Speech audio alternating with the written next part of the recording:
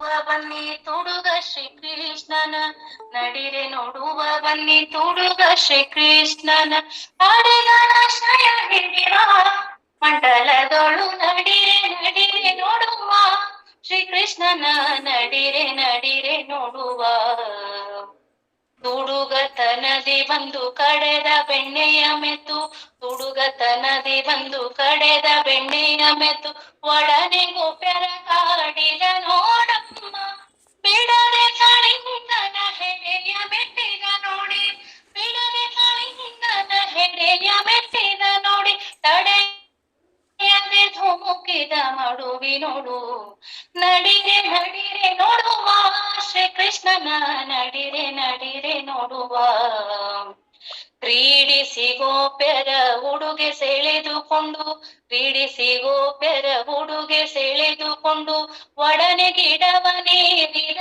ನೋಡಮ್ಮ ಮಾಡದ ಮಾಡಿದ ಬಿಡದೆ ಬೆಳೆಸಿಕೊಂಡು ಮಾಡದ ಮಾಡಿದ ಬಿಡದೆ ಬೆಳೆಸಿಕೊಂಡು ಒಡನೆ ಉಡುಗೆ ನೀಡಿದ ನೋಡಮ್ಮ ನಡಿರೆ ನಡಿರೆ ನೋಡುವ ಶ್ರೀಕೃಷ್ಣನ ನಡಿರೆ ನಡಿರೆ ನೋಡುವ ಬಡವರಿಗಳವಲ್ಲ ಕೊಡವಿಯೊಳಗಿದು ಬಡವರಿಗಳವಲ್ಲ ಕೊಡವಿಯೊಳಗಿದು ಆಡಿದ ನಂದಲಾಟವ ನೋಡಮ್ಮ ಹಿಡಿಯ ಹೋಗಲು ಮೂಢ ಮಹಿಪತಿಯ ನೋಡಿ ಹಿಡಿಯ ಹೋಗಲು ಮೂಢ ಮಹಿಪತಿಯ ನೋಡಿ ಒಡಲ ಹೊಪ್ಪು ಕೂಡಿದ ಒಡೆಯನಮ್ಮ ನಡಿರೆ ನಡಿರೆ ನೋಡುವ ಶ್ರೀಕೃಷ್ಣನ ನಡಿರೆ ನಡಿರೆ ನೋಡುವ ನಡಿರೆ ನೋಡುವ ಬನ್ನಿ ತುಡುಗ ಶ್ರೀಕೃಷ್ಣನ ನಡಿರೆ ನೋಡುವ ಬನ್ನಿ ತುಡುಗ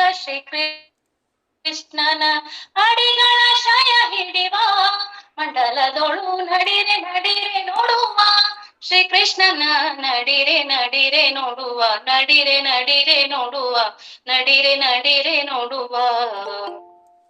ಧನ್ಯವಾದಗಳು. ಬಹಳ ಸುಂದರವಾಗಿ ಮಹಿಪತಿ ರಾಯರ ಕೃತಿಯನ್ನ ಹಾಡಿ ಕಾರ್ಯಕ್ರಮದ ಪ್ರಾರಂಭಕ್ಕ ಶ್ರೀಕಾರ ಹಾಡಿದಂತಹ ಶ್ರೀಮತಿ ಭವಾನಿ ಕುಲಕರ್ಣಿ ಅವರಿಗೆ ಧನ್ಯವಾದಗಳು.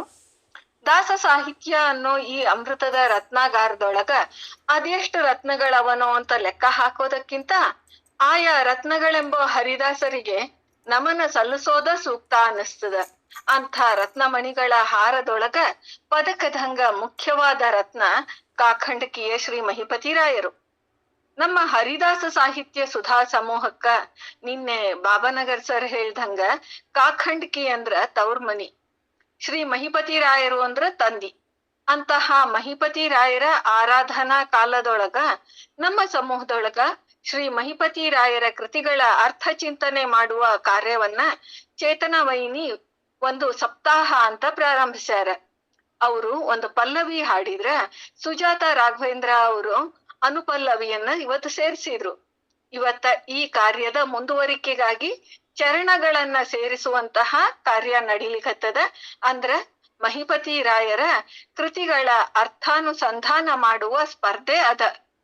ಹರಿದಾಸ ಸಾಹಿತ್ಯ ಸುಧೆಯೊಳಗ ಇವತ್ತ ಮಹಿಪತಿ ರಾಯರ ಕೃತಿಗಳ ಅರ್ಥಾನುಸಂಧಾನ ಸ್ಪರ್ಧಾಕ್ಕ ಹಿರಿಯ ದಂಪತಿಗಳಾದ ಶ್ರೀ ಲಕ್ಷ್ಮೀ ನಾರಾಯಣ ರಂಗ, ಶ್ರೀಮತಿ ರೇಖಾ ಕಾಕಂಡ್ಕಿಯವರು ಮತ್ತ ಸುಭಾಷ್ ಕಾಕಂಡ್ಕಿಯವರು ನಿರ್ಣಾಯಕರಾಗಿ ಬಂದಾರ. ಅವರಿಗೆ ಸಮೂಹಕ್ಕ ಸರ್ವರ ಪರವಾಗಿ ಸ್ವಾಗತವನ್ನ ಕೋರ್ತೀನಿ. ಅದ್ರೊಳಗ ಶ್ರೀಮತಿ ರೇಖಾ ಕಾಕಂಡ್ಕಿಯವರು ನಿರ್ಣಾಯಕರು. ಮತ್ತೊಬ್ಬ ನಿರ್ಣಾಯಕರು ಅಂದ್ರ ಸಮೂಹದ ಯಾವುದೇ ಚಿಂತನೆಯೊಳಗ ಆಧಾರ ಸಮೇತ ನಮಗ ಉತ್ತರ ಹೇಳಿದವರು, ನಿರ್ಣಯವನ್ನ ತಿಳಿಸುವವರು ಆದಂತಹ ಹಿರಿಯರು ಶ್ರೀ ವಿಜಯ್ ಕುಮಾರ್ ಖಾಸ್ನೀಸ್ ಅವರಿದ್ದಾರೆ. ಅವರಿಗೂ ಸ್ವಾಗತ. ಪ್ರತಿ ವಾರ್ಧಂಗ ಸಮಯ ಪಾಲಕರಾಗಿ ಶ್ರೀಮತಿ ದಾಕ್ಷಾಯಿಣಿ ಅವರು ಇದ್ದಾರೆ, ಅವರಿಗೂ ಸ್ವಾಗತ. ಇನ್ನ ಬಂದ ಎಲ್ಲಾ ಹಿರಿಯರಿಗೂ ಸ್ವಾಗತಿಸಿ ಸ್ಪರ್ಧಾಳುಗಳಿಗೆಲ್ಲ ಶುಭ ಆಗ್ಲಿ ಅಂತ ಶುಭ ಕೋರ್ಕೋತ ಇವತ್ತಿನ ಕಾರ್ಯಕ್ರಮದ ನಿಯಮಗಳನ್ನ ಒಂದ್ ನಿಮಿಷ ಹೇಳ್ಬಿಡ್ತೀನಿ. ಸ್ಪರ್ಧಾಳುಗಳಿಗೆ ಸೂಚನೆಗಳು: ಶ್ರೀ ಮಹಿಪತಿ ರಾಯರ ಕೃತಿಯನ್ನ ಹಾಡಬಹುದು ಅಥವಾ ಓದಿ ಹೇಳಬಹುದು. ಇದಕ್ಕ 2 ನಿಮಿಷದ ಕಾಲಾವಕಾಶ, ಇದಕ್ಕ 2 ಅಂಕಗಳು. ಮುಂದ 6 ನಿಮಿಷಗಳೊಳಗ ಅರ್ಥಾನುಸಂಧಾನಕ್ಕ ಕಾಲಾವಕಾಶ ಅದ. ಇದಕ್ಕ 8 ಅಂಕಗಳು. ಅಂದ್ರ ಒಬ್ಬ ಸ್ಪರ್ಧಿಗೆ ಒಟ್ಟು 8 ನಿಮಿಷ 10 ಅಂಕಗಳು. ಇನ್ನ ಕೆಲವರು ನಮ್ಗ 2 ನಿಮಿಷದೊಳಗ ಹಾಡ್ಲಿಕ್ ಆಗುದಿಲ್ಲ ಅಂತ ಅಂದಾರ.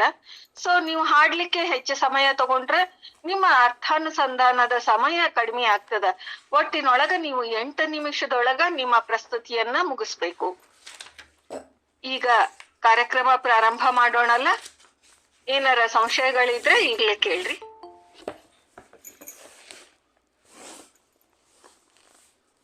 ಮೊದಲಿನ ಸ್ಪರ್ಧಿ ಅರಿತುಕೊಳ್ಳಿರೋ ಹಿತವು. ಶ್ರೀಮತಿ ಅರುಂಧತಿ ಕುಲಕರ್ಣಿ ಅವರು ಬರ್ಲಿಕತ್ತಾರ ಮೊದಲನೇ ಹಾಡಿನೊಂದಿಗೆ. ಶ್ರೀಮತಿ ಅರುಂಧತಿ ಕುಲಕರ್ಣಿ ಅವರು. ಹರೇ ಶ್ರೀನಿವಾಸ. ಶ್ರೀ ಮಹಿಪತಿ ದಾಸರಿಗೆ ವಂದಿಸುತ್ತ ನನ್ನ ಈ ಹಾಡನ್ನು ಪ್ರಾರಂಭ ಮಾಡ್ತೀನಿ. ಪಿತನೊಳು ಗುರು ಭಾವನೆ ಮುಂದಕ್ಕೆ ಮಕ್ಕಳು ಮಾಡಲಿಲ್ಲವೋ, ಹಿತವಾಗಿ ಮನೆ ದೈವಗಳನ್ನು ಮಾರಿ ಹಸೆಗೆಟ್ಟು ಹೋಗುವರೋ, ಅರಿತುಕೊಳ್ಳಿರೋ ಹಿತವು. ಕೀಳರ ಹಿರಿಯತನ ಒಳ್ಳೆಯವರ ಮಾನ ಮನ್ನಣೆ ಪೋದವು, ಕೀಳು ಮಾತುಗಳಾಡಿ ಬಿಸಿ ನೀರನ್ನೇ ಕುಡಿದು ಮನೆಯ ಮಾರುಂಬುವರೋ, ಅರಿತುಕೊಳ್ಳಿರೋ ಹಿತವು. ಅಣ್ಣ ತಂಗಿಗೆ ಮದುವೆ ಮುಂದಕ್ಕೆ ಆದವು ಧರೆಯೊಳಗೆ, ಅನ್ನ ಒಂದೇ ಠಾವಿಲಿ ಕೂತುಣ್ಣುತ್ತಲಿ ಜಾತಿ ಸಂಕರಬಹುದೋ, ಅರಿತುಕೊಳ್ಳಿರೋ ಹಿತವು. ಕನ್ನೇರು 5 ವರುಷಕ್ಕೆ ಮುಂದಕ್ಕೆ ಗಂಡನ್ನ ಬಯಸುವರು, ಮುಂದೆರಡು ವರುಷಕ್ಕೆ ಗರ್ಭವ ಧರಿಸುತ್ತ ಮಕ್ಕಳ ಪಡೆಯುವರೋ, ಅರಿತುಕೊಳ್ಳಿರೋ ಹಿತವು. 10,000 ವರುಷಕ್ಕೆ ಭಾಗೀರಥಿಯು ಬತ್ತಿ ಹೋಗುವಳಂತೆ, ಹುಸಿಯೆಲ್ಲ ಮಹಿಪತಿ ರಾಯನು ಪೇಳಿದ ಸಾರಿದ ಬೋಧವಿದು, ಅರಿತುಕೊಳ್ಳಿರೋ ಹಿತವು. ದಾಸಶ್ರೇಷ್ಠರಾದ ಮಹಿಪತಿ ದಾಸರು ಅನೇಕ ಕೃತಿಗಳನ್ನು ರಚಿಸಿದ್ದಾರೆ. ಇವರ ಕೃತಿಗಳು ಅರ್ಥೈಸಲು ಸ್ವಲ್ಪ ಕಠಿಣವಾಗಿವೆ. ಯೋಗಶಾಸ್ತ್ರಕ್ಕೆ ಸಂಬಂಧಪಟ್ಟ ಕೃತಿಗಳು. ಅಂತರಂಗದಲ್ಲಿ ಭಗವಂತನನ್ನು ಆರಾಧನೆ ಮಾಡಬೇಕು ಎನ್ನುವ ವಿಚಾರಕ್ಕೆ ಹೆಚ್ಚು ಒತ್ತು ಕೊಟ್ಟಿದ್ದಾರೆ. ಇವರ ಪ್ರಸಿದ್ಧವಾದ ಒಂದು ಕೃತಿ ಕಾಲಜ್ಞಾನ, ಅತ್ಯದ್ಭುತವಾದ ಕೃತಿ. ಭಾಗವತದಲ್ಲಿ ಹೇಳಿದ ಕಲಿಯುಗದ ಜನರ ಬಗ್ಗೆ ತುಂಬಾ ಮಾರ್ಮಿಕವಾಗಿ ಅರ್ಥೈಸಿದ್ದಾರೆ. ಅದನ್ನೇ ಈ ಕೃತಿಯಲ್ಲಿ ಅಳವಡಿಸಿದ್ದಾರೆ ಶ್ರೀದಾಸ ಶ್ರೇಷ್ಠರು. ಈ ಕೃತಿಯ ಬಗ್ಗೆ ಅರಿತುಕೊಳ್ಳೋಣ. ಪಿತನೊಳು ಗುರು ಭಾವನೆ ಮುಂದಕ್ಕೆ ಮಕ್ಕಳು ಮಾಡಲಿಲ್ಲವೋ, ಹಿತವಾಗಿ ಮನೆ ದೈವಗಳನ್ನು ಮಾರಿ ಹಸೆಗೆಟ್ಟು ಹೋಗುವರೋ. ನೀವುಗಳೆಲ್ಲ ಇದನ್ನ ಅರಿತುಕೊಳ್ಳಿರಿ. ಮುಂದೆ ಕಲಿಯುಗದಲ್ಲಿ ಏನೇನಾಗುತ್ತೆ ಎಂಬುದನ್ನು ಈ ರೀತಿಯಾಗಿ ದಾಸರು ಹೇಳಿದ್ದಾರೆ. ಪಿತನೊಳು ಗುರುಭಾವನೆ, ತಂದೆಯಲ್ಲಿ ಗುರುಭಾವನೆ. ಇವರು ನನಗೆ ಪೂಜ್ಯ, ಜನ್ಮ ನೀಡಿದವರು, ಗಾಯತ್ರಿ ಉಪದೇಶ ಮಾಡಿದವರು. ನಾನು ಇಷ್ಟು ಬೆಳೆಯಲು ಇವನ ಋಣ ನನ್ನ ಮೇಲಿದೆ. ತನ್ನ ಸರ್ವಸ್ವವನ್ನೂ ನನಗಾಗಿ ಅರ್ಪಿಸಿದ್ದಾರೆ. ಈ ಯಾವ ತರಹದ ಎಚ್ಚರಿಕೆಯೂ ಮುಂದಿನ ಜನಾಂಗಕ್ಕೆ ಇರುವುದಿಲ್ಲ. ಇವತ್ತು ಪ್ರಾಯ ಅಪ್ಪನ ಮಾತನ್ನು ಮಗ ಕೇಳ್ತಾನೆ ಅಂದ್ರೆ ಆಶ್ಚರ್ಯ ಪಡುವಂತಹ ದುಸ್ಥಿತಿಯಲ್ಲಿ ನಾವಿದ್ದೀವಿ. ಮನೆಯಲ್ಲಿರುವ ದೇವತಾ ಮೂರ್ತಿ, ಸಾಲಿಗ್ರಾಮ, ಪ್ರತಿಮೆಗಳು ನಮ್ಮನ್ನು ರಕ್ಷಣೆ ಮಾಡುವ ಅದ್ಭುತವಾದ ಕಣ್ಣಿಗೆ ಕಾಣದಂಥ ನಿಧಿ. ಅದರ ಮೇಲೆ ವಿಶ್ವಾಸವಿಲ್ಲ. ಯಾರಾದರೂ ಹಣ ಕೊಟ್ಟರೆ ಪ್ರಾಚೀನವಾದ ಪ್ರತಿಮೆ ಸಾಲಿಗ್ರಾಮವನ್ನು ಮಾರಲು ತಯಾರಿದ್ದಾರೆ. ಅದು ಪೂಜ್ಯ. ಮನೆಯಲ್ಲಿದ್ದರೆ ರಕ್ಷಣೆ ಮಾಡುತ್ತದೆ ಎಂಬ ಕಲ್ಪನೆಯೂ ಇಲ್ಲ. ದಿನನಿತ್ಯ ಪೂಜೆ ಮಾಡಲು ಆಗುವುದಿಲ್ಲೆಂದು ಮಾರಿದೆ ಎನ್ನುವರೇ ಹೊರತು ದಾನ ಕೊಡುವುದಿಲ್ಲ. ಅದನ್ನು ಮಾರಿ ಹಣ ಗಳಿಸಿ ದೆಸೆಗಿಡುತ್ತಾರೆ. ಕೀಳರ ಹಿರಿಯತನ ಒಳ್ಳೆಯವರ ಮಾನಮಣ್ಣನೆ ಹೋದವು, ಕೀಳು ಮಾತುಗಳಾಡಿ ಬಿಸಿ ನೀರನ್ನೇ ಕುಡಿದು ಮನೆಯ ಮಾರುಂಬುವರೋ. ನಮಗೆ ನಿಮಗೆ ಕಿವಿ ಮಾತನ್ನು ಈ ಕೃತಿಯ ಮೂಲಕ ತಿಳಿಸಿಕೊಡುತ್ತಾರೆ ದಾಸರು. ಭಾಗವತದಲ್ಲಿ ಹೇಳಿದ ವಿಷಯಗಳು ಮುಂದೆ ಕಲಿಯುಗದಲ್ಲಿ ಆಗುವ ಅನ್ಯಾಯಗಳನ್ನು ತಿಳಿಸಿದ್ದಾರೆ. ಅಯೋಗ್ಯರಿಗೆ ಹಿರಿಯತನ ಬರುತ್ತದೆ. ಒಳ್ಳೆಯತನಕ್ಕೆ ಮಾನಮನ್ನಣೆ ಸಿಗುವುದಿಲ್ಲ. ಯೋಗ್ಯತೆ ಮೀರಿ ವರ್ತನೆ, ಅನಧಿಕಾರಿಗಳಿಗೆ ಪುರಸ್ಕಾರ, ಕೆಟ್ಟ ಮಾತುಗಳನ್ನಾಡಿ ಮನ ನೋಯಿಸುತ್ತಾರೆ. ಹಿರಿಯರು ಬಾಳಿ ಬದುಕಿದ್ದ ಮನೆಯನ್ನು ಮಾರಿ ಊಟ ಮಾಡುವಂತಹ ಪರಿಸ್ಥಿತಿ ಬರುತ್ತದೆ ಎಂದಿದ್ದಾರೆ ದಾಸರು. ಕತ್ತೆಗೂರಣವಯ್ಯ ಕಲಿಗಾಲ ಎಂಬ ಪುರಂದರದಾಸರ ಮಾತನ್ನು ನೆನಪಿಸುತ್ತದೆ ಈ ನುಡಿ. ಅಣ್ಣ ತಂಗಿಗೆ ಮದುವೆ ಮುಂದಕ್ಕೆ ಆದವು ಧರೆಯೊಳಗೆ, ಅನ್ನ ಒಂದೇ ಠಾವಿಲಿ ಕೂತುಣ್ಣುತ್ತಲಿ ಜಾತಿ ಸಂಕರಬಹುದು. ಅಣ್ಣ ತಂಗಿಯರ ಮದುವೆ ಈ ಕೆಟ್ಟ ಕಾಲವನ್ನು ಕಣ್ಣಾರೆ ನೋಡುವ ಸ್ಥಿತಿ ಬರುತ್ತದಂತೆ. ಗೋತ್ರ ನೋಡುವುದಿಲ್ಲ, ಮದುವೆ ಆದರೆ ಸುಸೂತ್ರ ಎಂಬ ಪರಿಸ್ಥಿತಿ ಬರುತ್ತದೆ. ನಮ್ಮಲ್ಲಿ ಭೋಜನ ಎಂದರೆ ವೈಶ್ವಾನರ ಯಜ್ಞ ಎನ್ನುತ್ತೇವೆ. ಮುಂದೆ ಒಂದೇ ತಟ್ಟೆಯಲ್ಲಿ ಊಟ ಮಾಡುತ್ತಾರೆ.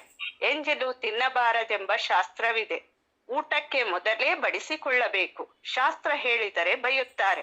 ಇವತ್ತು ವೈಜ್ಞಾನಿಕವಾಗಿ ಒಬ್ಬರ ಎಂಜಿಲು ಮತ್ತೊಬ್ಬರು ತಿನ್ನಬಾರದು, ದೂರವಿರಿ ಎಂದು ಕರೋನಾ ನಮಗೆ ಬುದ್ಧಿ ಕಲಿಸಿತು. ಮುಂದೆ ಒಂದೇ ತಟ್ಟೆಯಲ್ಲಿ ಉಣ್ಣುವ ಕಾಲ ಬರುತ್ತದೆ. ಜಾತಿಯ ಬಗ್ಗೆ ಅಂತೂ ಹೇಳುವಂತಿಲ್ಲ ಎಂದಿದ್ದಾರೆ ದಾಸರು. ಕನ್ಯೆಯರು 5 ವರ್ಷಕ್ಕೆ ಮುಂದಕ್ಕೆ ಗಂಡನ್ನ ಬಯಸುವರೋ, ಮುಂದೆರಡು ವರ್ಷಕ್ಕೆ ಗರ್ಭವ ಧರಿಸುತ್ತ ಮಕ್ಕಳ ಪಡೆಯುವರೋ.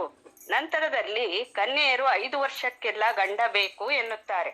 ಅಷ್ಟವರ್ಷ ಕನ್ಯಾ ಭವೇತ್ ಎಂಬ ಮಾತು ಇಲ್ಲವೇ ಇರುವುದಿಲ್ಲ. ಮುಂಚೆ ಹೆಣ್ಣಿನಲ್ಲಿರಬೇಕಾದ ನಾಚಿಕೆ, ಪರಪುರುಷರೊಡನೆ ವ್ಯವಹರಿಸುತ್ತಿದ್ದ ರೀತಿ ಯಾವುದೂ ಇರುವುದಿಲ್ಲ. ಪ್ರಾಯ ಮಹಿಪತಿ ದಾಸರು ಬರೆದಾಗ ಯಾರೂ ಈ ಮಾತನ್ನು ನಂಬಿರಲಿಕ್ಕಿಲ್ಲ. ಅಂತಹ ದುಸ್ಥಿತಿ ಆಗ ಇರಲಿಲ್ಲ. ಈಗ ನಂಬುವ ಕಾಲ ಬಂದಿದೆ. ಅದಕ್ಕೆ ದಾಸರು 5 ವರ್ಷಕ್ಕೆ ಗಂಡನ್ನು ಬಯಸಿ 7-8 ವರ್ಷಕ್ಕೆ ಗರ್ಭಿಣಿಯರಾಗಿ ಮಕ್ಕಳನ್ನು ಪಡೆಯುತ್ತಾರೆ ಎಂದಿದ್ದಾರೆ. 10,000 ವರ್ಷಕ್ಕೆ ಭಾಗೀರಥಿಯು ಬತ್ತಿ ಹೋಗುವಳಂತೆ. ಹುಸಿಯಲ್ಲ ಮಹಿಪತಿ ರಾಯನು ಪೇಳಿದ ಸಾರಿದ ಬೋಧವಿದು. ನಮ್ಮ ಜೀವನದಿ ಎಂದೆನಿಸಿಕೊಳ್ಳುವ ಗಂಗೆ ಸದಾಕಾಲ ತುಂಬಿ ಹರಿಯುತ್ತಾಳೆ. ಆದರೆ ಇನ್ನು 10 ವರ್ಷಕ್ಕೆ ಬತ್ತಿ ಹೋಗುವಳಂತೆ. ಏಕೆಂದರೆ ನಾವು ಮಾಡಿದ ಪಾಪವೇ ಇದಕ್ಕೆ ಕಾರಣ. ಇದು ಆಧ್ಯಾತ್ಮಿಕವಾಗಿ ಆದರೆ ವೈಜ್ಞಾನಿಕವಾಗಿ ವಿಜ್ಞಾನಿಗಳು ಗ್ಲೋಬಲ್ ವಾರ್ಮಿಂಗಿನಿಂದ ಓಝೋನ್ ಪದರ ಹರಿದು ಹೋಗಿ ಗಂಗೆ ಬತ್ತಿ ಹೋಗುವಳು ಎಂದು ಹೇಳಿದ್ದಾರೆ. ನಾವು ಪುಣ್ಯವಂತರು. ಗಂಗೆ ಇರುವವರೆಗೂ ಮತ್ತೆ ಮತ್ತೆ ಮಾನವ ಜನ್ಮ ಕೊಟ್ಟು ಗಂಗಾ ಸ್ನಾನ ಮಾಡಿಸು ಎಂದು ದೇವರಲ್ಲಿ ಪ್ರಾರ್ಥಿಸಬೇಕು. ಇದು ಸುಳ್ಳಲ್ಲ. ನನ್ನೊಳಗೆ ನಿಂತು ಭಗವಂತನು ನುಡಿಸಿದ್ದು ಎಂದು ದಾಸರು ಹೇಳಿದ್ದಾರೆ. ಭಾಗವತಾದಿ ಗ್ರಂಥಗಳಲ್ಲಿ ಹೇಳಿದ್ದು, ಭಾಗವತ ಹರಿವಂಶಗಳಲ್ಲಿ ಹೇಳಿದಂತಹ ಅತ್ಯದ್ಭುತವಾದ ಕಾಲಜ್ಞಾನವನ್ನು ನಮಗೆ ತಿಳಿಸಿಕೊಟ್ಟಿದ್ದಾರೆ ಮಹಿಮಾನ್ವಿತರಾದ ದಾಸಶ್ರೇಷ್ಠರಾದ ಮಹಿಪತಿ ದಾಸರು. ಶ್ರೀ ಮಹಿಪತಿ ದಾಸರ ಆರಾಧನೆ ಪ್ರಯುಕ್ತ ಈ ಕೃತಿಯ ಅರ್ಥಾನುಸಂಧಾನ ನನ್ನ ಮತಿಗೆ ತಿಳಿದಷ್ಟು ಮಾಡಿ ದಾಸರ ಚರಣಾರವಿಂದಗಳಲ್ಲಿ ನನ್ನ ವಾಕ್ಕುಸುಮವನ್ನು ಅರ್ಪಣೆ ಮಾಡುತ್ತೇನೆ. ಹರಿದಾಸ ಸಾಹಿತ್ಯ ಸುಧೆ ಎಂಬ ಈ ಗುಂಪಿನಲ್ಲಿ ಜ್ಞಾನ ಕಾರ್ಯ ತುಂಬಾ ಚೆನ್ನಾಗಿ ನಡೆಯುತ್ತಿದೆ. ಎಲ್ಲರ ಮನವನ್ನು ಹೊಕ್ಕಿದೆ. ಇದರಿಂದ ಅನೇಕ ಜನ ಉಪಯೋಗ ಪಡೆಯುತ್ತಿದ್ದಾರೆ. ಎಲ್ಲ ಅಡ್ಮಿನ್ ತಂಡದವರಿಗೆಲ್ಲರಿಗೂ ನನ್ನ ಅನಂತ ಧನ್ಯವಾದಗಳು. ಭಗವಂತ ಇನ್ನೂ ಹೆಚ್ಚಿನ ಜ್ಞಾನ ಕಾರ್ಯ ಮಾಡಿಸಲಿ ಎಂದು ಹೇಳುತ್ತಾ ನನ್ನ ಮಾತಿಗೆ ಪೂರ್ಣ ವಿರಾಮ ಇಡುತ್ತೇನೆ. ಶ್ರೀಕೃಷ್ಣ ಅರ್ಪಣಮಸ್ತು. ಧನ್ಯವಾದಗಳು ಶ್ರೀಮತಿ ಅರುಂಧತಿ ಕುಲಕರ್ಣಿ ಅವರಿಗೆ. 2ನೇ ಸ್ಪರ್ಧಿಯಾಗಿ ಶ್ರೀ ಜಯಭೀಮ್ ಜೋಯಿಸ್ ಅವರು ಗುರು ಮಧ್ವ ಮುನಿರನ್ನ ಕೃತಿಯನ್ನ ಅರ್ಥಾನುಸಂಧಾನ ಮಾಡ್ತಾರೆ. ಶ್ರೀ ಜಯಭೀಮ್ ಜೋಯಿಸ್ ಅವರು. ಹರೇ ಶ್ರೀನಿವಾಸ. ಶ್ರೀ ಮಹಿಪತಿ ದಾಸ ಗುರುಭ್ಯೋ ನಮಃ. ಎಲ್ಲರಿಗೂ ನಮಸ್ಕಾರ. ನಾನು ಶ್ರೀ ಮಹಿಪತಿ ರಾಯರು ಶ್ರೀ ವಾಯುದೇವರ 3 ಅವತಾರಗಳ ಮೇಲೆ ರಚಿಸಿರುವ ಗುರುಮಧ್ವ ಮುನಿರನ್ನ ಎನ್ನುವ ಕೀರ್ತನೆಗೆ ಅರ್ಥಾನುಸಂಧಾನ ಮಾಡುವ ಪ್ರಯತ್ನ ಮಾಡುತ್ತೇನೆ. ಕೀರ್ತನೆ ಈ ರೀತಿ ಇದೆ. ಗುರುಮಧ್ವ ಮುನಿರನ್ನ 3 ಪರಿಯ ದೋರಿದೆ ನಿನ್ನ, ಹರಿಭಕ್ತಿಯಲಿಯ ವಿಚ್ಛಿನ್ನ ಸರಿಯಾರು ಧರೆಯುಳು ನಿನ್ನ, ಸ್ಮರಣೆಯಲಿ ಹೇ ರಾಮನ ಪರಮ ಪಾವನ್ನ, ಅತಿ ಬಾಹು ಪರಾಕ್ರಮ ಕ್ಷಿತಿಯೋಳು ನಿನ್ನದೇ ನೇಮ, ಪ್ರಥಮಲ್ಯಾದೆ ಹನುಮ ದ್ವಿತೀಯಲ್ಯಾದೆ ಭೀಮ, ತೃತೀಯದಲ್ಲಿ ಪೂರ್ಣ ಪ್ರಜ್ಞ ನೆನೆಸಿದೆ ನಿಸ್ಸೀಮ, ಸಾಹ್ಯಕ್ಕೆ ಕಾರಣ ಮಹಾದೈತ್ಯರ ಮರ್ದನ ಶ್ರೀಹರಿ ಸಾನ್ನಿಧ್ಯ ಪೂರ್ಣ ಇಹ ಸಕಲ ನಿಪುಣ ಮಹಿಪತಿ ಮುಖ್ಯ ಪ್ರಾಣ ಸ್ವಹಿತ ಸಾಧನ. ಈ ಕೀರ್ತನೆಯು 3 ನುಡಿಗಳನ್ನು ಹೊಂದಿದ್ದು ಮಧ್ವ ತತ್ವದಲ್ಲಿ ಅಚಲವಾದ ನಂಬಿಕೆ ಮತ್ತು ಗೌರವವನ್ನು ಇಟ್ಟುಕೊಂಡಿದ್ದ ಶ್ರೀ ಮಹಿಪತಿ ರಾಯರು ಮನಸಾರೆ ಆಚಾರ್ಯ ಮಧ್ವರನ್ನು ಕೊಂಡಾಡಿದ್ದಾರೆ. ಈಗ ನಾವು ನುಡಿಗಳ ಪದವಿಭಾಗ ಮತ್ತು ಅರ್ಥಾನುಸಂಧಾನವನ್ನು ನೋಡೋಣ. ಮೊದಲನೇ ನುಡಿಯ ಪದವಿಭಾಗ ಈ ರೀತಿ ಇದೆ.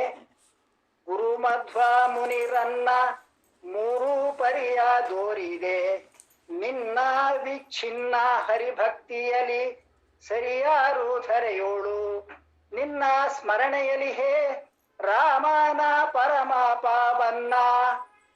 ಅರ್ಥಾನುಸಂಧಾನ ಈ ರೀತಿ ಇದೆ. ಗುರು ಮಧ್ವ ಮುನಿರನ್ನ, ಗುರುಗಳಾದ ಶ್ರೀಮನ್ ಮಧ್ವಾಚಾರ್ಯರಿಗೆ ವಂದಿಸುತ್ತಿದ್ದಾರೆ ರಾಯರು. 3 ಪರಿಯ ದೋರಿದೆ, ನೀವು ವಾಯುದೇವರ 3 ಅವತಾರಗಳಾದ ಹನುಮ ಭೀಮ ಮಧ್ವ ಅವತಾರಗಳನ್ನು ಲೋಕಕ್ಕೆ ತೋರಿದ ಮಹಾನುಭಾವರು. ನಿನ್ನ ಅವಿಚ್ಛಿನ್ನ ಹರಿಭಕ್ತಿಯಲ್ಲಿ, ನೀವು ಶ್ರೀ ಹರಿಯ ಮೇಲೆ ಹೊಂದಿರುವ ಅವಿರತವಾದ ಭಕ್ತಿಯಲ್ಲಿ ಸರಿಯಾರು ಧರೆಯೋಳು, ನೀವು ಶ್ರೀ ಹರಿಯ ಮೇಲೆ ಹೊಂದಿರುವ ಅವಿಚ್ಛಿನ್ನ ಭಕ್ತಿಗೆ ಸರಿಗಟ್ಟುವವರು ಈ ಭೂಮಿಯ ಮೇಲೆ ಯಾರೂ ಇಲ್ಲವೆಂದರೆ ತಪ್ಪಾಗಲಾರದು. ನಿನ್ನ ಸ್ಮರಣೆಯಲ್ಲಿ ರಾಮನ ಪರಮ ಪಾವನ್ನ, ಪರಮ ಪಾವನನಾದ ಕಾರುಣ್ಯಮಯಿಯಾದ ಶ್ರೀರಾಮಚಂದ್ರನ ಸ್ಮರಣೆಯನ್ನು ಸದಾಕಾಲವೂ ಹೊಂದಿರುವ ಮಹಾನುಭಾವರು ನೀವು. ಇನ್ನು 2ನೇ ನುಡಿ ಪದವಿಭಾಗ ಈ ರೀತಿ ಇದೆ. ಅತಿ ಬಾಹು ಪರಾಕ್ರಮ ಶಿತಿಯೋಳು ನಿನ್ನದೇ ನೇಮ, ಪ್ರಥಮಲ್ಯಾದೆ ಹನುಮ ದ್ವಿತೀಯಲ್ಯಾದೆ ಭೀಮ, ತೃತೀಯದಲ್ಲಿ ಪೂರ್ಣ ಪ್ರಜ್ಞ ನೆನೆಸಿದೆ ನಿಸ್ಸೀಮ. ಅರ್ಥಾನುಸಂಧಾನ ಈ ರೀತಿ ಇದೆ. ಅತಿ ಬಾಹು ಪರಾಕ್ರಮ, ಬಹಳ ಭುಜಬಲ ಪರಾಕ್ರಮ ಹೊಂದಿರುವವರು ನೀವು, ಅಂದರೆ ಶಕ್ತಿಯನ್ನು ಹೊಂದಿರುವವರು ನೀವು. ಶಿತಿಯೋಳು ನಿನ್ನದೇ ನೇಮ, ಈ ಭೂಮಿಯಲ್ಲಿ ಬಹಳ ನಿಷ್ಠೆ ಹೊಂದಿರುವವರು ನೀವು. ಭುಜಬಲ ಪರಾಕ್ರಮದಲ್ಲಿ ನಿಮಗೆ ಸರಿಸಾಟಿ ಯಾರೂ ಇಲ್ಲ ಸ್ವಾಮಿ, ನಿಮಗೆ ನೀವೇ ಸರಿಸಾಟಿ. ಸೇವೆಯ ವಿಚಾರದಲ್ಲೂ ಬಹಳ ನಿಷ್ಠೆ ಹೊಂದಿರುವವರು ನೀವು. ಪ್ರಥಮಲ್ಯಾದೆ ಹನುಮ, ಮೊದಲನೆಯ ಅವತಾರದಲ್ಲಿ ಹನುಮಂತನಾಗಿ ಶ್ರೀರಾಮಚಂದ್ರ ದೇವರನ್ನು ಸೇವಿಸಿದಿರಿ. ನಿಶ್ಚಲವಾದ ಸ್ವಾಮಿ ಭಕ್ತಿಯನ್ನು ತೋರಿಸಿ ಮಹಾರಾಕ್ಷಸರಾದ ರಾವಣ, ಕುಂಭಕರ್ಣ ಮುಂತಾದವರನ್ನು ಸಂಹಾರ ಮಾಡಿ ಸೀತಾಮಾತೆಯನ್ನು ಕರೆತರಲು ಶ್ರೀರಾಮದೇವರಿಗೆ ಸಹಾಯ ಮಾಡಿದವರು ನೀವು ಎಂದು ಹೇಳುತ್ತಿದ್ದಾರೆ ಮಹಿಪತಿ ರಾಯರು. ದ್ವಿತೀಯಲ್ಲಾದೆ ಭೀಮ, 2ನೇ ಅವತಾರದಲ್ಲಿ ಭೀಮಸೇನ ದೇವರಾಗಿ ಶ್ರೀಕೃಷ್ಣ ಪರಮಾತ್ಮನನ್ನು ಸೇವಿಸಿದಿರಿ. ದುರುಳರಾದ ಕೀಚಕ, ಜರಾಸಂಧ, ದುರ್ಯೋಧನ, ಬಕಾಸುರರನ್ನು ಸಂಹಾರ ಮಾಡಿ ಸಜ್ಜನರ ರಕ್ಷಣೆ ಮಾಡಿದಿರಿ ಎಂದು ತಿಳಿಸಿದ್ದಾರೆ ರಾಯರು. ತೃತೀಯದಲ್ಲಿ ಪೂರ್ಣ ಪ್ರಜ್ಞ ನೆನೆಸಿದೆ ನಿಸ್ಸೀಮ, 3ನೇ ಅವತಾರದಲ್ಲಿ ಪೂರ್ಣ ಜ್ಞಾನವನ್ನು ಪಡೆದು ಪೂರ್ಣ ಪ್ರಜ್ಞ ನೆನೆಸಿದವರು ನೀವು. ಗುರುಗಳಾದ ಅಚ್ಯುತ ಪ್ರೇಕ್ಷಾಚಾರ್ಯರಿಂದ ಸನ್ಯಾಸ ದೀಕ್ಷೆ ಪಡೆದ ಕೆಲ ಸಮಯದಲ್ಲಿಯೇ ಪಂಡಿತರ ಸಮೂಹವನ್ನು ವಾದದಲ್ಲಿ ಜಯಿಸಿ ಆನಂದ ತೀರ್ಥರೆಂಬ ಬಿರುದನ್ನು ಪಡೆದಿರಿ. ಮಧ್ವಾಚಾರ್ಯರೆನಿಸಿ ದೊಡ್ಡ ದೊಡ್ಡ ಉದ್ಗ್ರಂಥಗಳನ್ನು ರಚಿಸಿದಿರಿ. ಮಹಾಭಾರತ ತಾತ್ಪರ್ಯ ನಿರ್ಣಯ, ಗೀತಾಭಾಷ್ಯ, ಸರ್ವಮೂಲ ಗ್ರಂಥಗಳನ್ನು ರಚಿಸಿ ಮಹತ್ ಉಪಕಾರ ಮಾಡಿದಿರಿ. ದೇಶ ಸಂಚಾರ ಮಾಡಿ ಮಧ್ವ ತತ್ವವನ್ನು ಪ್ರಚುರಪಡಿಸಿದಿರಿ. ವೇದಾಂತ ಚರ್ಚೆಗೆ ಬಂದ ವಿದ್ವಾಂಸರುಗಳು ಸೋತು ಶರಣಾಗುವಂತೆ ಮಾಡಿದಿರಿ. ಶೋಭನ ಭಟ್ಟರು ಎಂಬ ಘನ ವಿದ್ವಾಂಸರು ನಿಮ್ಮೊಡನೆ ವೇದಾಂತ ಚರ್ಚೆಗಿಳಿದು ಶರಣಾಗಿ ನಿಮ್ಮ ಶಿಷ್ಯತ್ವವನ್ನು ಬಯಸಿ ಪದ್ಮನಾಭ ತೀರ್ಥರೆಂದಾದರು. ಶ್ಯಾಮಾಶಾಸ್ತ್ರಿ ಎಂಬ ವಿದ್ವಾಂಸರು ವಾದದಲ್ಲಿ ಸೋತು ಶರಣಾಗಿ ನರಹರಿ ತೀರ್ಥರೆಂದಾದರು. ತ್ರಿವಿಕ್ರಮ ಪಂಡಿತಾಚಾರ್ಯರೆಂಬ ಪಂಡಿತರು ವೇದಾಂತ ಚರ್ಚೆಯಲ್ಲಿ ಸೋತು ಶರಣಾಗಿ ನಿಮ್ಮ ಶಿಷ್ಯರಾದರು. ಹೀಗೆ 3ನೇ ಅವತಾರದಲ್ಲಿ ಯತಿಧರ್ಮ ಪಾಲಿಸಿ ನಿಮ್ಮ ಜ್ಞಾನ ಪ್ರಭೆಯಿಂದ ವಾದಿಗಳ ನಿಗ್ರಹ ಮಾಡಿದ ಮಹಾನುಭಾವರು ಎಂದು ರಾಯರು ಹೇಳಿದ್ದಾರೆ. ಹರಿಸರ್ವೋತ್ತಮತ್ವವನ್ನು ಸಾರಿ ವಾಯುಜೀವೋತ್ತಮತ್ವವನ್ನು ಗೌರವಿಸಿದವರು ನಮ್ಮ ರಾಯರು. ಇನ್ನು 3ನೇ ನುಡಿಯ ಪದವಿಭಾಗ ಈ ರೀತಿ ಇದೆ. ಸಾಹ್ಯಕ್ಕೆ ಕಾರಣ ಮಹಾದೈತ್ಯರ ಮರ್ದನ ಶ್ರೀಹರಿ ಸಾನ್ನಿಧ್ಯ ಪೂರ್ಣ ಇಹ ಸಕಲ ನಿಪುಣ ಮಹಿಪತಿ ಮುಖ್ಯ ಪ್ರಾಣ ಸ್ವಹಿತ ಸಾಧನ. ಈ ನುಡಿಯ ಅರ್ಥಾನುಸಂಧಾನ ಹೀಗಿದೆ. ಸಾಹ್ಯಕ್ಕೆ ಕಾರಣ ಮಹಾದೈತ್ಯರ ಮರ್ದನ. ನೀವು ಸ್ವಾಮಿನಿಷ್ಠರಾಗಿ ಸಹಾಯ ಮಾಡಿರುವ ಕಾರಣ ಮಹಾ ರಾಕ್ಷಸರ ಸಂಹಾರವಾಯಿತು. ಈ ನುಡಿಯಲ್ಲಿ ಮತ್ತೊಮ್ಮೆ ಶ್ರೀ ಮಹಿಪತಿ ರಾಯರು ಮಧ್ವಾಚಾರ್ಯರ ಅವತಾರಗಳನ್ನು ಸ್ಮರಣೆ ಮಾಡುತ್ತಿದ್ದಾರೆ. ಶ್ರೀಹರಿ ಸಾನ್ನಿಧ್ಯ ಪೂರ್ಣ ಇಹ ಸಕಲ ನಿಪುಣ. ಶ್ರೀಹರಿಯ ಸಂಪೂರ್ಣ ಅನುಗ್ರಹ ಪಡೆದಿರುವ ಸ್ವಾಮಿಯ ಅಂತರಂಗ ಭಕ್ತರು ನೀವು. ಯುದ್ಧ ಕೌಶಲ್ಯತೆ ಮತ್ತು ವಾದಿ ನಿಗ್ರಹಗಳ ನಿಪುಣತೆಯನ್ನು ಹೊಂದಿರುವವರು ನೀವು. ಮಹಿಪತಿ ಮುಖ್ಯ ಪ್ರಾಣ ಸ್ವಹಿತ ಸಾಧನ. ಶ್ರೀಹರಿ ಸೇವೆಯಲ್ಲಿ ಭಕ್ತಿ ನಿಷ್ಠೆಯಿಂದ ಸಾಧನೆ ಮಾಡಿರುವ ನಿಮಗೆ ನಾನು ಭಕ್ತಿಯ ನಮನಗಳನ್ನು ಅರ್ಪಿಸುತ್ತಿದ್ದೇನೆ ಎಂದಿದ್ದಾರೆ ಶ್ರೀ ಮಹಿಪತಿ ದಾಸರು. ಶ್ರೀ ಮಹಿಪತಿ ರಾಯರು ರಚಿಸಿರುವ ಈ ಕೀರ್ತನೆಯನ್ನು ನನ್ನ ಯಥಾನುಮತಿ ತಿಳಿದಂತೆ ಅರ್ಥಾನುಸಂಧಾನ ಮಾಡಿದ್ದೇನೆ. ಶ್ರೀ ಮಹಿಪತಿ ರಾಯರ ಆರಾಧನಾ ಪರ್ವಕಾಲದಲ್ಲಿ ಅವರ ಸ್ಮರಣೆ ಮಾಡಲು ಅವಕಾಶ ಮಾಡಿಕೊಟ್ಟ ನಮ್ಮ ದಾಸ ಸಾಹಿತ್ಯ ಸುಧೆ ಸಮೂಹದ ಪದಾಧಿಕಾರಿಗಳಿಗೆ ನಾನು ಕೃತಜ್ಞತೆಗಳನ್ನು ತಿಳಿಸುತ್ತಿದ್ದೇನೆ. ಶ್ರೀ ಕೃಷ್ಣಾರ್ಪಣಮಸ್ತು. ಹರೇ ಶ್ರೀನಿವಾಸ. ಧನ್ಯವಾದಗಳು ಜೈ ಭೀಮ್ ಸರ್ ಅವ್ರಿಗೆ. ಈಗ ಶ್ರೀಮತಿ ಭೂದೇವಿ ಕುಲಕರ್ಣಿ ಅವರು ನೀನೆ ಪರಮ ಪಾವನಿ ನಿರಂಜನಿ ಇವರು ಅರ್ಥಾನುಸಂಧಾನ ಮಾಡ್ತಾರೆ. ಸಮಯ ಪಾಲಕರು ಸಮಯ ಹೇಳಂಗೇ ಇಲ್ಲ, ಯಾರು ಎಷ್ಟು ಸಮಯ ತಗೊಂಡ್ರು ಅಂತ. ಅವರು ಅಲ್ಲಿ ಕೆಳಗ್ ಹಾಕ್ಲಿಕತ್ತಾರ, 1 ನಿಮಿಷ ಉಳಿದದ ಅಂತ ಹಾಕ್ಲಿಕತ್ತಾರ. ಸರಿ ಸರಿ ಸರಿ. ನಾನ್ ಮೊಬೈಲ್ ನಂಗೆ ಅದು ಕಾಣಿಸ್ಲಿಲ್ಲ. ಮೊದ್ಲೇದವ್ರಿಗೆ ಹಾಕಿದ್ರು. ಇವರು ಎಲ್ಲರೂ ನಮ್ಮ ಸದಸ್ಯರು ಅತ್ಯಂತ ಚಾಣಾಕ್ಷತನದಿಂದ ನಾವು ಹೇಳೋಕ್ಕಿಂತ ಮೊದ್ಲ ಎಚ್ಚರಿಕೆಯಿಂದ ನಡ್ಕೊಳಿಕತ್ತಾರಲ್ಲ. ಅದಕ್ಕೆ ಆದ್ರೂ ಆ ಸಮಯ ಪಾಲನೆಯು ಮಾರ್ಕ್ಸ್ ಹಾಕುವಲ್ಲಿ ಕೆಲಸ ಮಾಡ್ತದ. ಅದಕ್ಕೆ ಇಲ್ಲ ನೋಡ್ಲಿಕತ್ತೀನಿ. ಸರಿ ಸರಿ ನೋಡ್ಲಿಕತ್ತೀನಿ. ಇಬ್ಬರಿಗೂ 1 ನಿಮಿಷ ಇದ್ದಾಗ ರಿಮೈಂಡ್ ಮಾಡಿದ್ದೆ. Okay okay, thanks. Hare Srinivasa. Shrimati Saraswati Kulkarni, Bhudevi Kulkarni ಅವರು ನೀನೇ ಪರಮ ಪಾವನಿ ನಿರಂಜನಿ ಅಂತ ಹಾಡಿಗೆ ಅರ್ಥಾನುಸಂಧಾನ ಮಾಡ್ತಾರೆ. ಹರೇ ಶ್ರೀನಿವಾಸ. ಎಲ್ಲರಿಗೂ ನಮಸ್ಕಾರ. ನಾನು ಈಗ ಹಾಡ್ತಿರತಂತ ಹಾಡು ಶ್ರೀ ಮಹಿಪತಿ ದಾಸರ ಶ್ರೀ ಮಹಾಲಕ್ಷ್ಮೀ ದೇವಿಯ ಕುರಿತಾದ ಹಾಡು. ನೀನೇ ಪರಮ ಪಾವನಿ ನಿರಂಜನಿ, ನೀನೇ ಪರಮ ಪಾವನಿ, ನೀನೇ ಪರಮ ಪಾವನಿ ನಿರಂಜನಿ, ನೀನೇ ಪರಮ ಪಾವನಿ. ಆದಿನಾರಾಯಣಿ ಸಾಧು ಜನ ವಂದಿನಿ, ಆದಿನಾರಾಯಣಿ ಸಾಧು ಜನ ವಂದಿನಿ, ಸದಾನಂದ ರೂಪಿಣಿ ಸದ್ಗತಿ ಸುಖದಾಯಿನಿ, ಸದಾನಂದ ರೂಪಿಣಿ ಸದ್ಗತಿ ಸುಖದಾಯಿನಿ. ನೀನೇ ಪರಮ ಪಾವನಿ ನಿರಂಜನಿ, ನೀನೇ ಪರಮ ಪಾವನಿ. ಲಕ್ಷ್ಮೀ ರೂಪಿಣಿ ಸಾಕ್ಷಾತ್ಕಾರಿಣಿ, ಲಕ್ಷ್ಮೀ ರೂಪಿಣಿ ಸಾಕ್ಷಾತ್ಕಾರಿಣಿ, ರಕ್ಷ ರಕ್ಷಾತ್ಮಿಣಿ ಅಕ್ಷಯ ಪದದಾಯಿನಿ, ರಕ್ಷ ರಕ್ಷಾತ್ಮಿಣಿ ಅಕ್ಷಯ ಪದದಾಯಿನಿ. ನೀನೇ ಪರಮ ಪಾವನಿ ನಿರಂಜನಿ, ನೀನೇ ಪರಮ ಪಾವನಿ. ಅನಾಥ ರಕ್ಷಿಣಿ ದೀನೋದ್ಧಾರಿಣಿ, ಅನಾಥ ರಕ್ಷಿಣಿ ದೀನೋದ್ಧಾರಿಣಿ, ಅನಂತಾನಂತ ಗುಣಿ ಮುನಿ ಜನ ಭೂಷಣ, ಅನಂತಾನಂತ ಗುಣಿ ಮುನಿ ಜನ ಭೂಷಣಿ. ನೀನೇ ಪರಮ ಪಾವನಿ ನಿರಂಜನಿ, ನೀನೇ ಪರಮ ಪಾವನಿ. ದಾರಿದ್ರ್ಯ ಭಂಜನಿ ದುರಿತ ವಿದ್ವಾಸಿನಿ, ದಾರಿದ್ರ್ಯ ಭಂಜನಿ ದುರಿತ ವಿದ್ವಾಸಿನಿ, ಪರಮ ಸಂಜೀವಿನಿ ಸುರಮುನಿ ರಂಜನಿ, ಪರಮ ಸಂಜೀವಿನಿ ಸುರಮುನಿ ರಂಜನಿ. ನೀನೇ ಪರಮ ಪಾವನಿ ನಿರಂಜನಿ, ನೀನೇ ಪರಮ ಪಾವನಿ. ಸ್ವಾಮಿ ಶ್ರೀ ಗುರುವಿಣಿ ಬ್ರಹ್ಮಾನಂದ ರೂಪಿಣಿ ಸ್ವಾಮಿ ಶ್ರೀ ಗುರುವಿಣಿ ಬ್ರಹ್ಮಾನಂದ ರೂಪಿಣಿ ಮಹಿಪತಿ ಕುಲ ಸ್ವಾಮಿನಿ ಮಹಿಪತಿ ಕುಲ ಸ್ವಾಮಿನಿ ನಿರಂಜನಿ ನೀನೇ ಪರಮ ಪಾವನಿ ನಿರಂಜನಿ ನೀನೇ ಪರಮ ಪಾವನಿ ನೀನೇ ಪರಮ ಪಾವನಿ ನೀನೇ ಪರಮ ನೀನೇ ಪರಮ ಪಾವನಿ.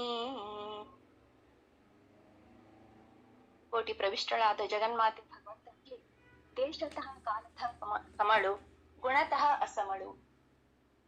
ಭಗವಂತನ ವಕ್ಷಸ್ಥಳ ವಾಸಿನಿಯಾದ ಶ್ರೀ ಲಕ್ಷ್ಮೀದೇವಿಯನ್ನು ದಾಸರು ನೀನು ಪರಮ ಪಾವನಳು ಎಂದಿದ್ದಾರೆ. ಹೇ ಜಗನ್ಮಾತೆಯೇ, ನಮ್ಮಲ್ಲಿರುವ ಪಾಪಗಳನ್ನು ಕಳೆದು ಪಾವನರನ್ನಾಗಿ ಮಾಡು. ನಿರಂಜನಿ ಎಂದರೆ ನೀರ್ ಅಧಿಕ್ ಜ ಅಧಿಕ್ ಅಂಜನ, ಅಂದರೆ ನೀರಿನಲ್ಲಿ ಹುಟ್ಟಿದ ಕಮಲದಂತಹ ಕಣ್ಣುಳ್ಳವಳು ಎಂದು ಉಪಾಸನೆ ಮಾಡಬೇಕು. ಮೊದಲನೇ ನುಡಿಯಲ್ಲಿ ಆದಿನಾರಾಯಣಿ ಸಾಧುಜನ ವಂದಿನಿ ಸದಾನಂದ ರೂಪಿಣಿ ಸದ್ಗತಿ ಸುಖದಾಯಿನಿ ಎಂದಿದ್ದಾರೆ. ಶ್ರೀ ಲಕ್ಷ್ಮೀನಾರಾಯಣರು ಅನಾದಿ ಕಾಲದಿಂದಲೂ ಅಗಲದೇ ಇರುವುದರಿಂದ ಆದಿ ಎಂದು ಚಿಂತನೆ ಮಾಡಿದ್ದಾರೆ. ಶ್ರೀಹರಿಯನ್ನು ಪುರಾತನ ಪುರುಷ ಎಂದಿದ್ದಾರೆ. ಶ್ರೀ ಜಗನ್ನಾಥದಾಸರು ಹರಿಕಥಾಮೃತ ಸಾರದ ವ್ಯಾಪ್ತಿ ಸಂಧಿಯ ಮೊದಲ ನುಡಿಯಲ್ಲಿ ಪುರುಷ ರೂಪ ತ್ರಯ ಪುರಾತನ ಪುರುಷ ಪುರುಷೋತ್ತಮಕ್ಷರಾಕ್ಷರ ಪುರುಷ ಪೂಜಿತ ಪಾದಪೂರ್ಣಾನಂದ ಜ್ಞಾನಮಯ ಎಂದ್ದಾರೆ. ಸೃಷ್ಟಿಯ ಪೂರ್ವದಲ್ಲಿಯೂ ಜೊತೆ ಇರುವವಳು, ಆದ್ದರಿಂದ ಪುರಾತನಳಾದ ಇವಳು ಆದಿನಾರಾಯಣಿ. ಸಾಧುಜನ ವಂದಿನಿ ಅಂದರೆ ಬ್ರಹ್ಮಾದಿಗಳಿಂದ ವಂದಿತಳು. ಶ್ರೀ ವಿಜಯದಾಸರು ಎಲ್ಲಮ್ಮ ನೆನಬೇಡವೇ ಎನ್ನುವ ಪದ್ಯದಲ್ಲಿ ಬಲ್ಲಿದರಾಗಿಪ್ಪ ಬ್ರಹ್ಮಾದಿಗಳಿಗೆಲ್ಲ ಶ್ರೀಲಕುಮಿಯೇ ಅಮ್ಮನಲ್ಲದೆ ಮತ್ತಿಲ್ಲ ಎಂದಿದ್ದಾರೆ. ಶ್ರೀಹರಿಯ ಅರ್ಧಾಂಗಿಯೇ ಲಕ್ಷ್ಮೀದೇವಿಯೇ, ನೀನು ಸದಾನಂದ ರೂಪಿಣಿಯಾಗಿದ್ದೀಯಾ. ಸತ್ವ ರಜ ತಮೋ ಗುಣಗಳಿಗೆ ಅಭಿಮಾನಿಯಾಗಿದ್ದರೂ ಅವುಗಳ ಲೇಪ ನಿನಗಿಲ್ಲ. ಎರಡನೇ ನುಡಿಯಲ್ಲಿ ಲಕ್ಷ್ಮೀ ರೂಪಿಣಿ ಸಾಕ್ಷಾತ್ಕಾರಿಣಿ ರಕ್ಷ ರಕ್ಷಾತ್ಮಿಣಿ ಅಕ್ಷಯ ಪದದಾಯಿನಿ. ಲಕ್ಷ್ಮೀ ತಂತ್ರದಲ್ಲಿ ಲಕ್ಷಯಾಮಿ ಜಗತ್ ಸರ್ವಂ ಎಂದಿದ್ದಾರೆ. ಇಡೀ ಜಗತ್ತನ್ನು ತನ್ನ ಕುಡಿಗಣ್ಣ ನೋಟದಿಂದ ನೋಡುವವಳು. ಶ್ರೀ ಭೂ ದುರ್ಗಾ ರೂಪದಿಂದ ಸಾಕ್ಷಾತ್ಕಾರಿಣಿಯಾಗಿದ್ದಾಳೆ. ಕಲಿಯುಗದಲ್ಲಿ ಶ್ರೀ ಲಕ್ಷ್ಮೀದೇವಿಯ ಶ್ರೀ ಭೂ ದುರ್ಗಾ ರೂಪದಲ್ಲಿ ದುರ್ಗಾ ರೂಪದ ಉಪಾಸನೆ ಅತಿ ಮುಖ್ಯ ಎಂದಿದ್ದಾರೆ. ನಮ್ಮಲ್ಲಿರುವ ದುರ್ಗುಣಗಳನ್ನು ಕಳೆದು ರಕ್ಷಣೆ ಮಾಡುವವಳು. ದುಷ್ಟ ಶಕ್ತಿಯ ಬಾಧೆಯಾಗದಂತೆ ನಮ್ಮ ರಕ್ಷಣೆ ಮಾಡುತ್ತಾಳೆ. ಕ್ಷಯ ಎಂದರೆ ನಾಶ, ಅಕ್ಷಯ ಎಂದರೆ ನಾಶವಾಗಲಾರದ್ದು. ಅಂತಹ ಭಗವಂತನ ಪಾದ ತೋರಿಸು ಎಂದು ದಾಸರು ಪ್ರಾರ್ಥಿಸಿದ್ದಾರೆ. ಮೂರನೇ ನುಡಿಯಲ್ಲಿ ಅನಾಥ ರಕ್ಷಣಿ ದೀನೋದ್ಧಾರಣಿ ಅನಂತಾನಂತ ಗುಣಿ ಮುನಿಜನ ಭೂಷಣಿ, ಅಂದ್ರ ಅನಾಥೋ ದೇವರಕ್ಷಕ ಎಂಬಂತೆ ಅನಾಥ ಬಂಧುವಾದ ಶ್ರೀಹರಿಯ ಅರ್ಧಾಂಗಿಯೇ ಅನಾಥ ಜನರನ್ನು ರಕ್ಷಿಸುವ ಜಗನ್ಮಾತೆ. ದೀನ ಎಂದರೆ ಶರಣು ಬಂದವರು ಎಂದರ್ಥ. ಶ್ರೀ ವಿಜಯದಾಸರು ವೇಣಿ ಮಾಧವನ ತೋರಿಸೆ ಎಂಬ ಪದ್ಯದಲ್ಲಿ ಶರಣಾಗತರ ಪೊರೆಯುವುದು ಇದು ನಿನ್ನಯ ಬಿರುದು, ಕರುಣದಿ ಎನ್ನ ಸಲಹುವುದು ಎಂದು ಪ್ರಾರ್ಥನೆ ಮಾಡಿದ್ದಾರೆ. ಲಕ್ಷ್ಮೀದೇವಿ ಸಾಮಗಾಯನ ಪ್ರಿಯಳು ಎಂದು ಉಪಾಸನೆ ಮಾಡಬೇಕು. ಬ್ರಹ್ಮಾದಿ ಸಕಲ ದೇವತೆಗಳಿಂದ ಸಕಲ ಮುನಿಜನರಿಂದ ಆರಾಧಿಸಲ್ಪಡುವ ಮಹಾಲಕ್ಷ್ಮೀ ದೇವಿ ಅನಂತ ಗುಣಗಳಿಂದ ಪರಮಾತ್ಮನಿಗಿಂತ ಕಡಿಮೆ, ಬ್ರಹ್ಮ ವಾಯುದೇವರಿಗಿಂತ ಕೋಟಿ ಗುಣಗಳಿಂದ ಅಧಿಕಳು. ನಾಲ್ಕನೇ ನುಡಿಯಲ್ಲಿ ದಾರಿದ್ರ ಭಂಜನಿ ದುರಿತ ವಿಧ್ವಂಸಿನಿ ಪರಮ ಸಂಜೀವಿನಿ ಸುರಮುನಿ ರಂಜನಿ ಅಂತ ಹೇಳಿದ್ದಾರೆ. ಶ್ರೀ ಪುರಂದರದಾಸರು ಭಾಗ್ಯದ ಲಕ್ಷ್ಮೀ ಬಾರಮ್ಮ ಎಂಬ ಪದ್ಯದಲ್ಲಿ ಸೌಭಾಗ್ಯ ಪ್ರದಾಯಿನಿ ಎಂದಿದ್ದಾರೆ. ಇನ್ನೊಂದು ಪದ್ಯದಲ್ಲಿ ಬಂದಾಳು ಮಹಾಲಕ್ಷ್ಮಿ ಎನ್ನುವ ಪದ್ಯದಲ್ಲಿ ಕನಕವಾಯಿತು ಮಂದಿರ ಎಂದು ಹೇಳಿದ್ದಾರೆ. ಶ್ರೀ ಲಕ್ಷ್ಮೀದೇವಿ ಕೇವಲ ಸಂಪತ್ತನ್ನು ನೀಡುತ್ತಾಳೆ ಅಂತಲ್ಲ, ವೇದಾಭಿಮಾನಿಯಾದ ಆಕೆ ಅಜ್ಞಾನವೆಂಬ ದಾರಿದ್ರ್ಯವನ್ನು ಪರಿಹರಿಸಿ ಜ್ಞಾನ ಸಂಪತ್ತನ್ನು ನೀಡುವವಳು ಎಂದರ್ಥ. ಅಲೌಕಿಕ ಸಂಪತ್ತನ್ನು ನೀಡುವ ಜಗನ್ಮಾತೆ. ಶ್ರೀ ಜಗನ್ನಾಥದಾಸರ ಒಂದು ಕೃತಿಯಲ್ಲಿ ವಾರ ವಾರಕ್ಕೆ ದುರಿತಾರಿಣ್ಯನೆಯ ಪೂಜೆ ಚಾರು ಮನದಿ ಮಾಳ್ಪೆ ಧೀರಿ ಉದಾರೆ ಎಂದು ಹೊಗಳಿದ್ದಾರೆ. ಸಂಜೀವಿನಿಯಂತೆ ರಕ್ಷಣೆ ಮಾಡುವವಳು, ಸುರಮುನಿಗಳಿಂದ ವಂದಿತಳಾಗಿದ್ದಾಳೆ. ಐದನೇ ನುಡಿಯಲ್ಲಿ ಸ್ವಾಮಿ ಶ್ರೀ ಗುರುವಿಣಿ ಬ್ರಹ್ಮಾನಂದ ರೂಪಿಣಿ ಮಹಿಪತಿ ಕುಲಸ್ವಾಮಿನಿ ಎಂದಿದ್ದಾರೆ. ಸರ್ವೋತ್ತಮನಾದ ಜಗತ್ ಸ್ವಾಮಿಯ ಅರ್ಧಾಂಗಿಯೇ.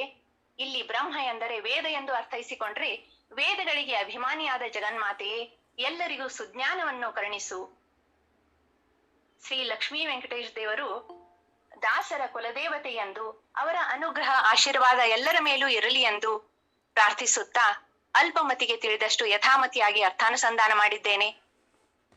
ಸಮಸ್ತ ಗುರು ಅಂತರ್ಗತ ಭಾರತೀರಣ ಮುಖ್ಯ ಪ್ರಾಣ ಅಂತರ್ಗತ ಶ್ರೀ ಕೃಷ್ಣಾರ್ಪಣ ವಸ್ತು. ಎಲ್ಲರಿಗೂ ಮತ್ತೊಮ್ಮೆ ನಮಸ್ಕಾರ, ಧನ್ಯವಾದಗಳು.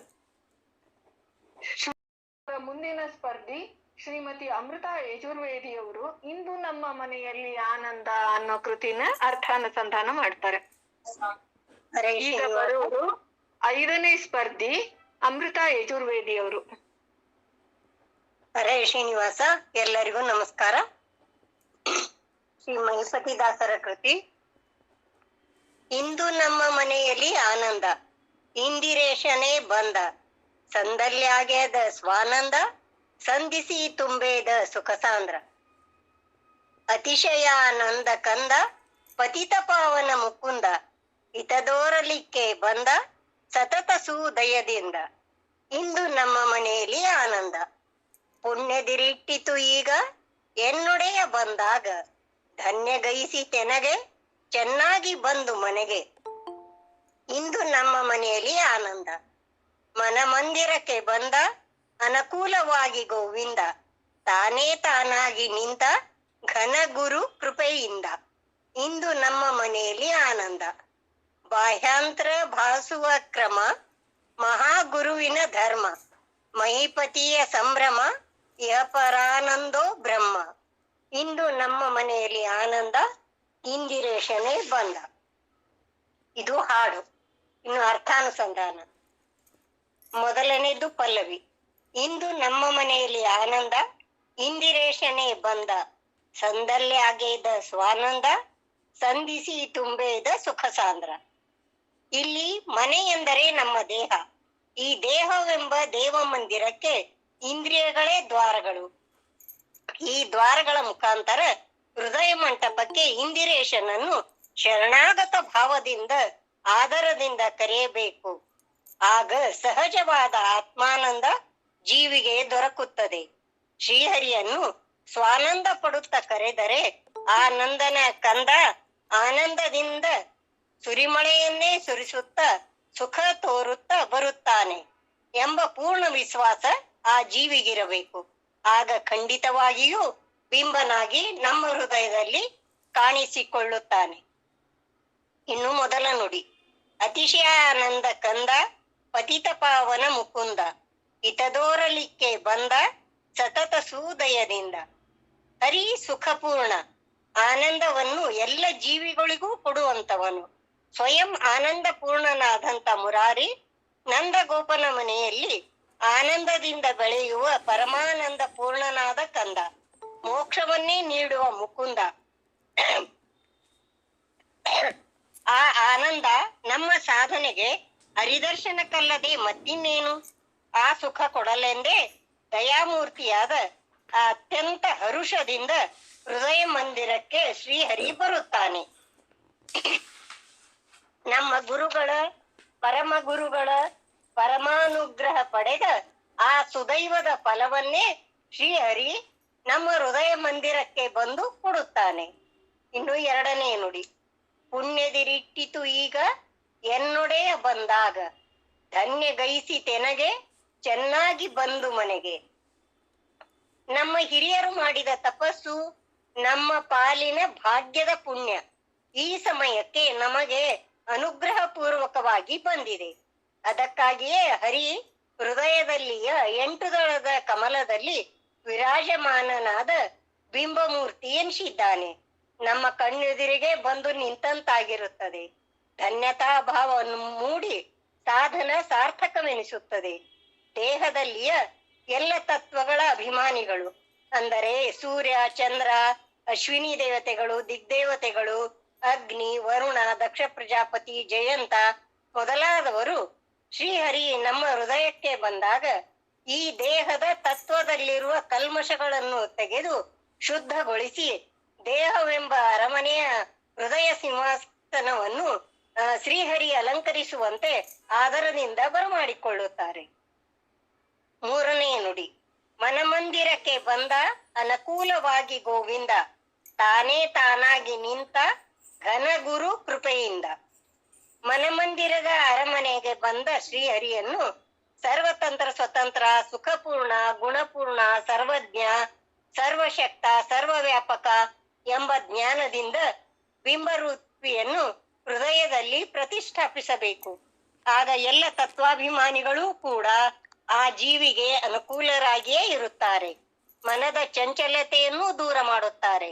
ಕಷ್ಟಗಳನ್ನು ಪರಿಹರಿಸಿ ಗೋವಿಂದ ಭಕ್ತವತ್ಸಲನಾಗಿ ಭಕ್ತಾಧೀನನೆಂದೆನಿಸಿ ತಾನಾಗಿಯೇ ಬಂದು ಹೃದಯದಲ್ಲಿ ನೆಲೆಸುತ್ತಾನೆ. ಇದಕ್ಕೆಲ್ಲ ಮೂಲ ಶ್ರೀ ವಾಯುದೇವರ ಅನುಗ್ರಹ ಅತ್ಯವಶ್ಯಕ. ಇನ್ನು 4ನೇ ನುಡಿ. ಬಾಹ್ಯಾಂತರ ಭಾಸುವ ಕ್ರಮ ಮಹಾಗುರುವಿನ ಧರ್ಮ, ಮಹಿಪತಿಯ ಸಂಭ್ರಮ ಇಹಪರಾನಂದೋ ಬ್ರಹ್ಮ. ಜೀವಿ ಬಾಹ್ಯದಲ್ಲಿ ಹೇಗಿರುತ್ತಾನೋ ಹಾಗೆ ಅಂತರಂಗದಲ್ಲಿಯೂ ಕೂಡ ಇರಬೇಕು. ಇದೇ ನಮ್ಮ ಭಾಗವತದ ಧರ್ಮ ಕೂಡ. ಹಾಗಂದ ಮೇಲೆ ನಮ್ಮ ಮಹಾಗುರು ಅಂದರೆ ಶ್ರೀ ಮಧ್ವಾಚಾರ್ಯರು, ಇವರ ಧರ್ಮ ಪಂಚಭೇದ ತಾರತಮ್ಯ, ಜೀವ ಭೇದ, ಜೀವ ಜಡ ಭೇದ, ಜೀವ ಈಶ ಭೇದ, ಜಡ ಭೇದ, ಜಡ ಈಶ ಭೇದ. ಈ ಭೇದಗಳನ್ನು ತಿಳಿದುಕೊಂಡು ಹರಿಸರ್ವೋತ್ತಮತ್ವ ಹಾಗೂ ವಾಯು ಜೀವೋತ್ತಮತ್ವದಲ್ಲಿ ಸಂಪೂರ್ಣವಾಗಿ ನಂಬಿಕೆ ಇಟ್ಟು ಜೀವನದಲ್ಲಿ ಧರ್ಮಾಚರಣೆ ಇದ್ದರೆ ಹರಿಮಹಿಪತಿಗೆ ಬಹಳ ಸಂಭ್ರಮವೋ ಸಂಭ್ರಮ. ಆ ಭಕ್ತರ ಸಂಭ್ರಮವನ್ನು ಶ್ರೀಹರಿ ಹೀಗೆ ಸವಿಯುತ್ತಾನೆ. ಹರಿಕಥಾಮೃತ ಸಾರದಲ್ಲಿ ತಿಳಿಸಿದಂತೆ ಮಲಗಿ ಪರಮಾದರದಿ ಪಾಡಲು ಎಂಬಂತೆ ವಿಷ್ಣು ಸಹಸ್ರನಾಮವನ್ನು ಶ್ರೀ ಭೀಷ್ಮಾಚಾರ್ಯರು ಶರಶಯದಲ್ಲಿ ಮಲಗಿ ಹೇಳಿದರೆ ಶ್ರೀಕೃಷ್ಣ ತಾನು ಕುಳಿತು ಕೇಳುತ್ತಾನೆ.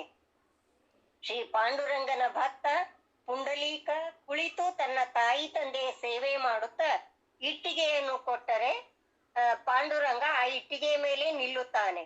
ನಾರದಾದಿ ಋಷಿಗಳು ನಿಂತು ಪಾಡಿದರೆ ತಾನು ನಲಿದು ಕೇಳುತ್ತಾನೆ. ದಾಸರಾದಿಗಳೆಲ್ಲರೂ ನಲಿದು ಪಾಡಿದರೆ ಅವರಿಗೆ ಒಲಿಯುತ್ತಾನೆ. ಇಂಥ ಸಂಭ್ರಮವನ್ನು ಹೆಚ್ಚಿಸುವ ಶ್ರೀ ಮಹಿಪತಿ ರೂಪದಿಂದ ಇಹಪರಗಳಲ್ಲಿ ಎಲ್ಲರಿಗೂ ಪರಮಾನಂದವನ್ನೇ ನೀಡುತ್ತಾನೆ ಆ ಪರಬ್ರಹ್ಮ ಮೂರ್ತಿ. ಶ್ರೀಹರಿಯು ಸುಷುಮ್ನಾ ನಾಡಿ ಎಂಬ ರಾಜಬೀದಿಯಲ್ಲಿ ಬಂದಾಗ ತತ್ವಾಭಿಮಾನಿಗಳು ಎಡಬಲದಲ್ಲಿ ನಿಂತು ಪರ ಕೇಳುವಾಗ ನಮ್ಮ ಪಾಪಕರ್ಮಗಳನ್ನು ತನ್ನ ಪಾದುಕೆಗಳನ್ನಾಗಿ ಮಾಡಿಕೊಂಡು ತನ್ನ ಆಯುಧಗಳಾದ ಶಂಖ ಚಕ್ರ ಗದಾ ಪದ್ಮಗಳನ್ನು ಹಿಡಿದು ಪೀತಾಂಬರಧಾರಿಯಾಗಿ ಕಿರೀಟ ನಾಮಗಳಿಂದ ಶೋಭಿಸುವ ಬಿಂಬರೂಪಿ ಪರಮಾತ್ಮನು ತನ್ನ ನಿಜ ಸತಿಯಿಂದ ಒಡಗೂಡಿ ಶ್ರೀ ಪವಮಾನರಾಯನು ಮಾಡುವ ದಿನದ 21,600 ಹಂಸ ಮಂತ್ರದ ಮಂದ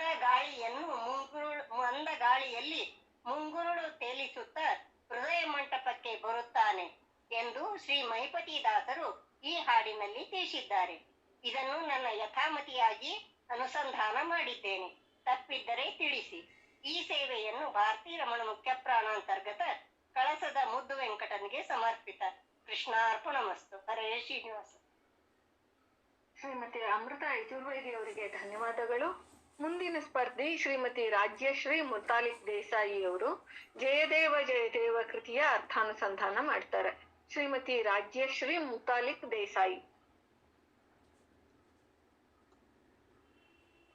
ಹರೇ ಶ್ರೀನಿವಾಸ. ಕೇಳಿಸ್ತದಲ್ಲ ಕೇಳ್ತದ ಹೇಳ್ರಿ.